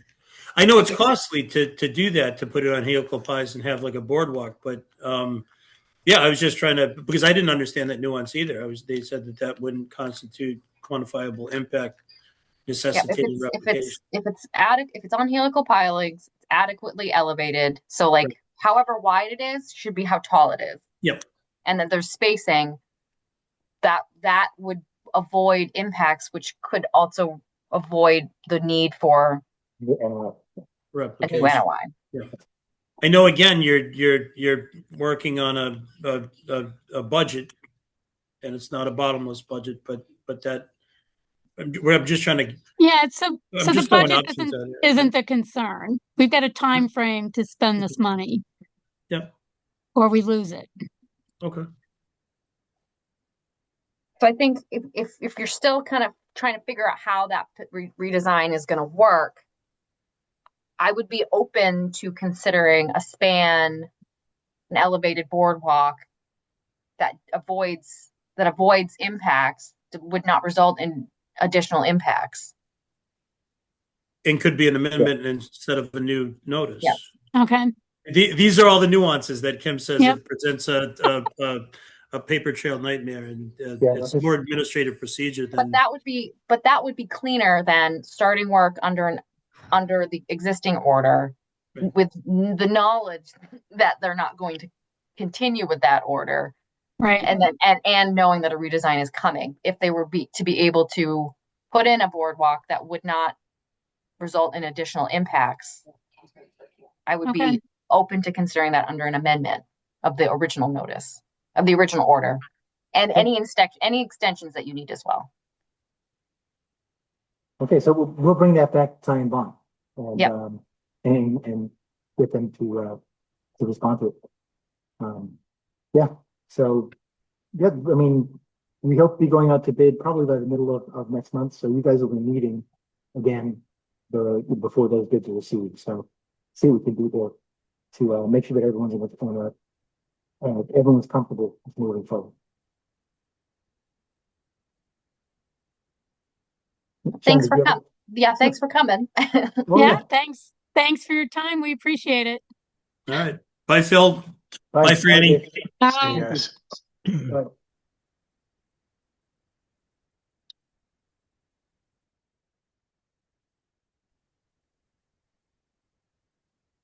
I guess Hello? the landowner doesn't want to allow us to use the rail trail. Unreal. He's the only one that owns part of the rail trail. Does that sound right? Sounds like he's the only no. Well, hopefully they can just elevate it, put it on a boardwalk, on helical piles. I think that would be the cleanest way to do it. Yeah. I missed the part that necessitated this change. Is Why it is couldn't they just ARPA? stay within Oh. their right of way? Oh, it was the easement. He declined the easement. Oh, the easement. So the railroad goes over a property, but there is an easement right issue with maybe the old railroad line or something. It's just a corner. Yeah. Weird. Okay. Hello, Russia from subcommittee. Hello, everybody. Okay, Jim, I'm here. Jim's here. So I sent out a brief report earlier today. It's, obviously we haven't been doing any hands-on stuff because of snow, right? So the report is brief. I would like to just get your okay on one thing. We're in the process of obtaining quotes for the very two large signs on the side of the barn. These were the very first set of signs that went up on the property, and they've been there for quite some years. And they are now basically illegible because of UV damage, right? So, and they're the ones that say welcome, and they put all the stuff about Rauscher Farm and what you can and can't do, and then enjoy and blah, blah, blah, and the history. So we're getting now. Thus far we have $5,000 available for expenditures that you have okayed in this current financial year. So we do have the Beatles, but what I am asking your permission to, as long as these obviously get these quotes now, and we're in the process of doing, the designer is doing that, and as long as they fall under that 5,000 cap, we'd like to start saying yes, get the signs made and get them up, just because of the whole process of getting all the invoices through the town's invoicing procedure, and getting your sign off and then back, etc., without having the mad scramble in the last week of just before the fiscal year ends. So it's to make sure that we can get this underway ASAP. We couldn't do it before because we couldn't get anywhere near the barn because of the huge amounts of snow. I don't have a problem with you guys spending your budget how you see fit. And I know we've talked about this signage before, so. Right, okay. Just to fill you in, I also refer to this just at the top of the report. All the other signage, all those lots of small, conservation, recreation, all of that. We did a bulk of signage. I think it must be three more years. Again, yeah, some of that is looking UV damage, but we deliberately double-sided those signs. So we just have to flip them. It's not quite that easy. You have to unscrew every single, there's a lot of screws, right? Have to evict the wasps. You have to evict the wasps, yes, because even though you think you've plugged in down there. So, all right, so signage. Most of the rest, there's really no updates at this point in time. Tim, I hope you enjoyed the flyer that I attached as an attachment. This is for the Meet the Wildlife of Rauscher Farm, the Nature Cam stuff. But I did attach the flyer to this report earlier today. For those of you on the Rauscher Farm MailChimp list, you'll be getting it anyway in about 24 hours, but you know what I mean. So just to see were nice pictures of, Okay. We haven't yet heard from Professor David Spinagle of the WPI. He did tell me there was a scheduled WPI IQP fair, which was meant to happen at the end of last week. And he was putting out some information about the project and Rauscher Farm and see if there's any nibbles from the WPI students. If there are, fine. This is the project that I spelled out in some detail for the last meeting. If not, the Rauscher Farm Management Subcommittee will go forth and pursue making contacts at Worcester State University, because they do offer sort of environmental programs too. So if WPI doesn't start to nibble soon, because they would have to set up that program would need to go into operation, this year within about May. So we would then make outreach to Worcester and do some networking, and hopefully then find if there are contacts there to do basically that project and possibly others. But obviously that would take time to be built into their who's doing the coursework, what the credits are. So it's just an area, reaching out again in an educative fashion. I went to Worcester State for environmental science, so I know quite a few professors there, so I could help with that if you'd like. Perfect. You've been drafted. Sierra, all those hours of research gone away. It'll all be done by Sierra. Okay, so shall I send you a request email? Sure. Or do you want to just send me any contacts, and how you knew them and what courses they were offering? Because we sort of looked on the academic. Yeah, I can send you who would probably be the best to reach out to. Oh, yes. Thank you. Oh, it's worth waiting all this time for this meeting, isn't it? Yes. Yes. Okay. So apart from that, everything is the same. No real updates because, as I say, we've been planning things, but can't do much until now. But we do start with April the 25th in the library with the wildlife. and the beautiful Ambassador Bella, the large owl that will be arriving to talk about wildlife rehabilitation and also talk about rat poison, I hope, because that's a serious thing. Okay, so that's that one. Then in May, we still have, it's on this list, but it's from last. So on May 9th, we do have a volunteer day, which is going to focus on the woodlands and is going to look at an area of white pine that is described on our woodlands plan. So that's still on your own time. And I think I do have one question, if I may, from listening to listening to the rail trail. This is I confess, this is my level of ignorance.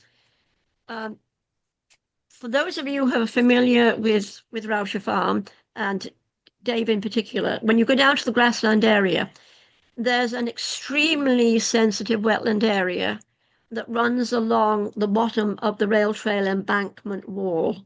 And it's not the section that Franny and Phil were talking about. It's much closer. It's basically almost at the start of what we the rail trail.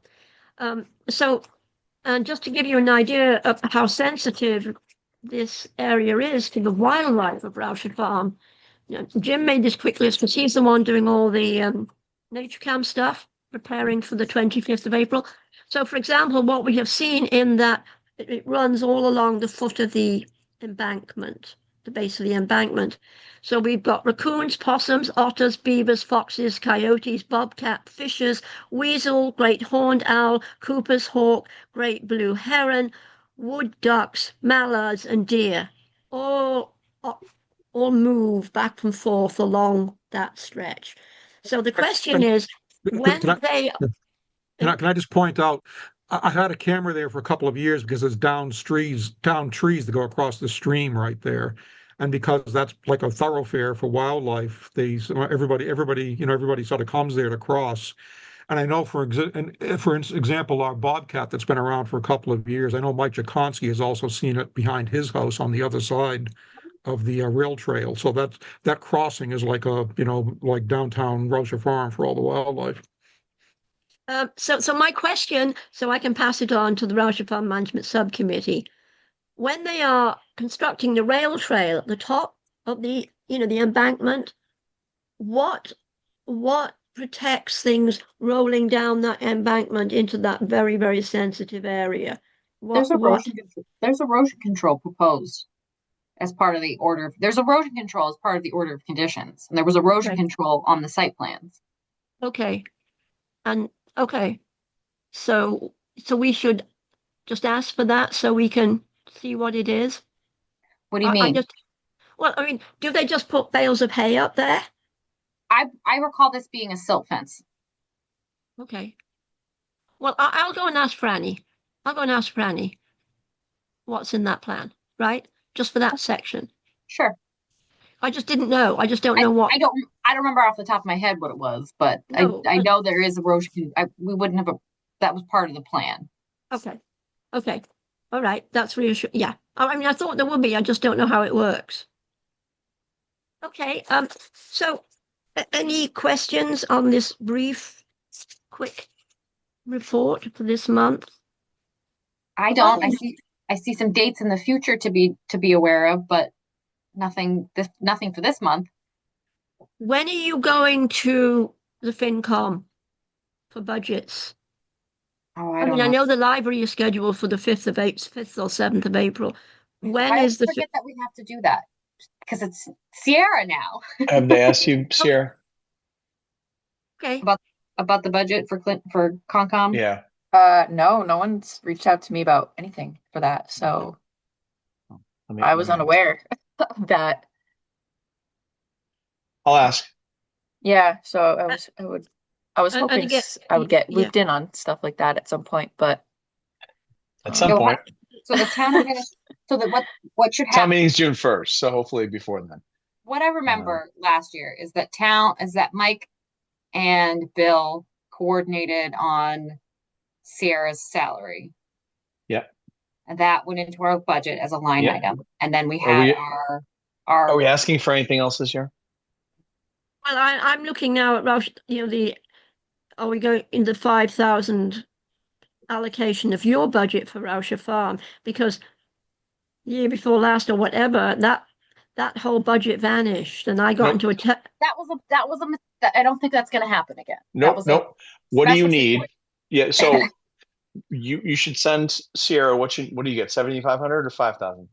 We've been getting 7,500, 2,500 for just the administration of you, yeah. And 5 for her. 5 for, you're right.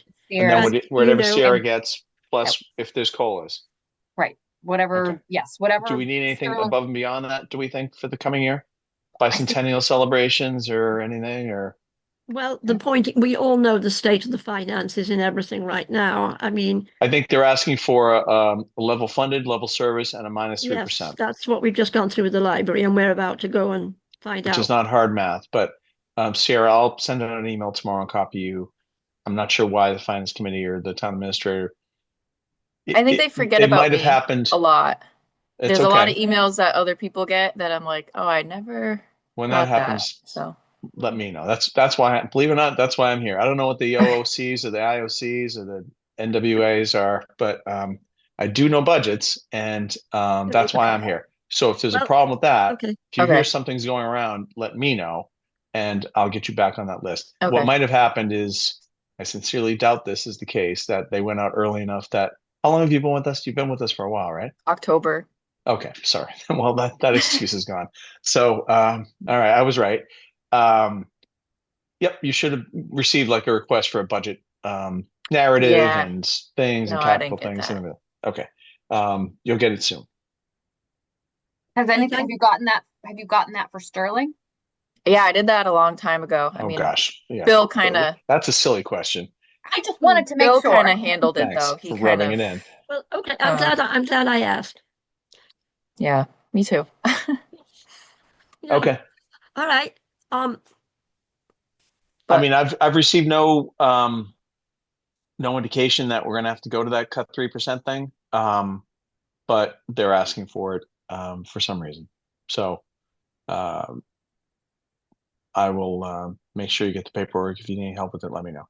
Yeah, I might come to you for that because I don't know what. Yeah, I exactly. mean, it's pretty straight. So it's 2,500 for expenses, 5,000 for Russia Farm, whatever your salary is. We'll work in. I guess we'll leave the COLA open. I mean, We don't have to worry about health insurance or anything. It's just a payment to Sterling. So Yep. Yeah, and I just don't know how that works with it being two separate. Yep. Don't worry about towns, it. So I don't know. But what it was, we'll show you what it looked like last year. What it was last year Okay. was just a flat number that we pay to Sterling. oh, Yep. okay. That works. Not as well as it should. My taxes are going up crazy, so she deserves a raise. She should get some of that. Keep that in Oh, mind. fine. You're looking for Aaron Pete, Finance Committee Chair. It's less than 1 penny per resident of Clinton. What goes to Sierra? What would go to Sierra? Oh, we're Hey, keeping I'll still Sierra. take it. I'll still We're take keeping it. we're keeping Sierra. That's right. I need a penny. You guys always get me worked up at the end. I go 2 hours of wetlands that I don't know what I'm talking about, and then you get me all worked up. Whenever anyone's like, "I pay your salary," I'm like, "Thank you for that 2 cents per year." Yeah, yeah, right. I'm just like, really, thank you. Cool. That's Anything it. else? I think we've got some administrative stuff on the agenda. I lost my agenda. So Jim and I are going to say goodnight now. Okay. Good to Sorry, see you, Gloria. You started talking about administrative stuff. My brain just went. Okay. Thank you. Thanks for the Bobcat picture. Good night. Thank you. Good Thank you, night. everybody. Good. See you, Bye. Jim. Do we have any bills? No. Okay, no bills.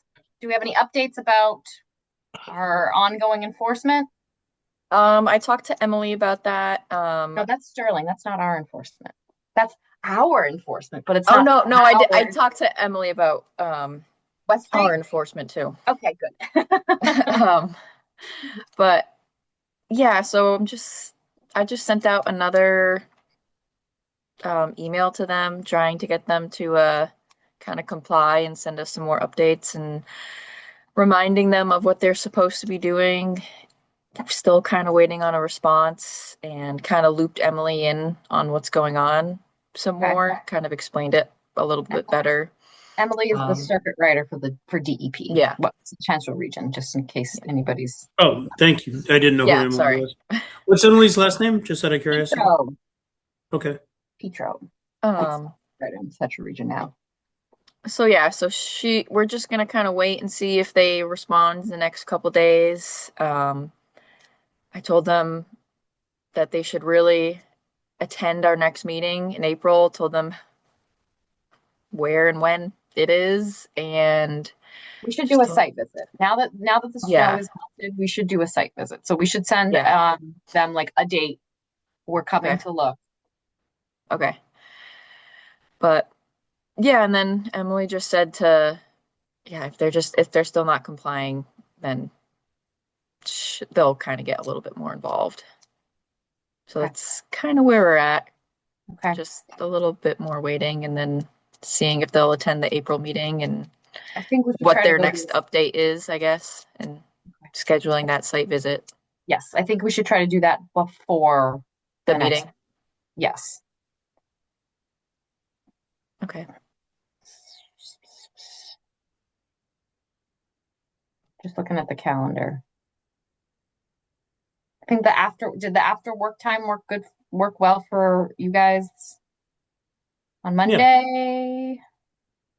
March is a bit of an outlier for me because our school's on break, but I'll do what I can. When are we looking? I can't do. I know. I think I can't do this coming Monday. No, not that soon. Because I think that we got to give them time, just a little time. Yeah. But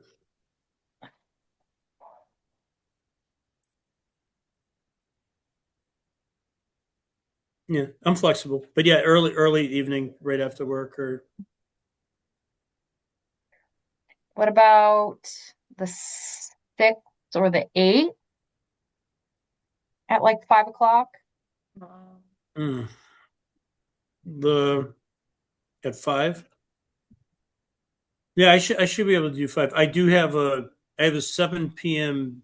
hearing with Millis Conservation Commission Monday the 6th, but a 5 p.m. sidewalk. 2 hours. What about the 8th? 8th is wide up. No, I have a Conservation Commission meeting at 7 at the Lincoln. But again, if we just did a 5 sidewalk, I can 2 hours. If it takes us 2 hours to conduct a walk and for me to get back home for a meeting. Yeah, why don't we? I don't think it's going to take that long because it's an open. Yeah, it's going to be like a maximum of half an hour. Yeah, it's a small property. Yeah, so any of those nights are good for me. I don't predicate it. Do you need a quorum for those or no? No. Okay. I just don't. My kid starts back again on Tuesday, and I don't know how that track's going to go for him. So okay. I mean, 5:30 hopefully, but no problem. I don't think you need me. Well, let's just tell them we're going there on the 6th at 5. The 6th or the 8th? 8th is Wednesday. It's better for Dave. Okay, 8th. Right?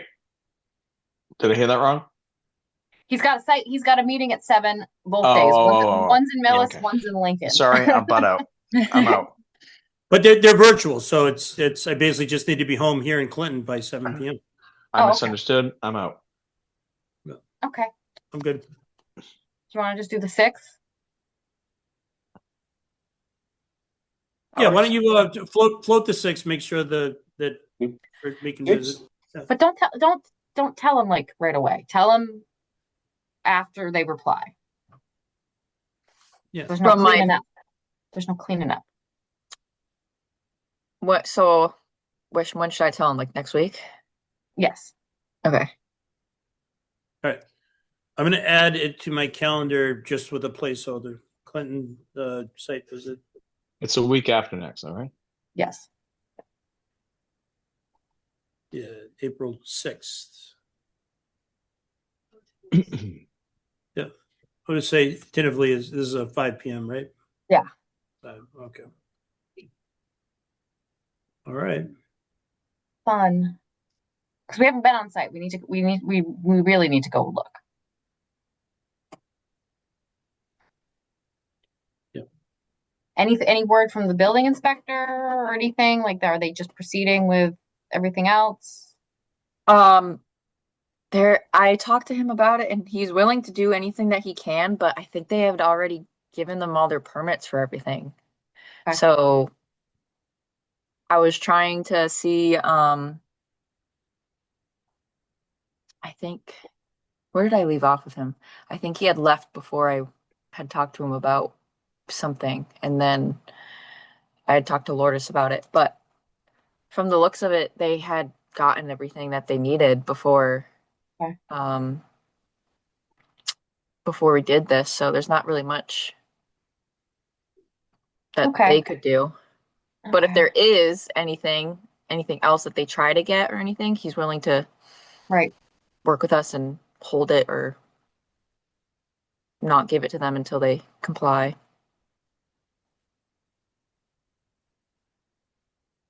Okay.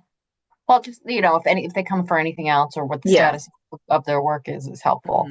So, is there anything? I think we have a marching orders on what to do next. Is there anything else in that ongoing business that we need to talk about? No bills, no. I think I can think of right now. We have a few things coming the next meeting, but Okay. I'll add those to the folder. The RDAs that we voted on last month, have those been drafted? I think we do need to sign and issue those. There was one for the gentleman on Grove Street, and then or Nashua Street, and then there was one for that house as part of the project on Berlin Street. for Sadowski. Okay, so let's work on trying to get those, and they'll need to get signed by Dawn and Sean before they get uploaded to EDP and then mailed or however the applicant wants to pick them up. Okay. I will have those available to be signed. Great, because it shouldn't be too much because they're just RDAs. Yeah. Maybe I feel like there was like a condition or two that we had discussed. We'll just go back to the minutes and look at Yeah. Nothing significant. Okay, and then we have then we'll have to get an order of conditions together for tonight's project. Yeah. Bourne Street. Mm-hmm. And I think that's it. Okay, great. Motion to adjourn. A second. Motion to adjourn. Yes. So moved. Second. Second. Don't all speak at once. Right. Aye. Aye. Aye. Sean, aye. Him, aye. Thank Good you. night, everyone. Night. Good seeing all of you. Mm-hmm. You too.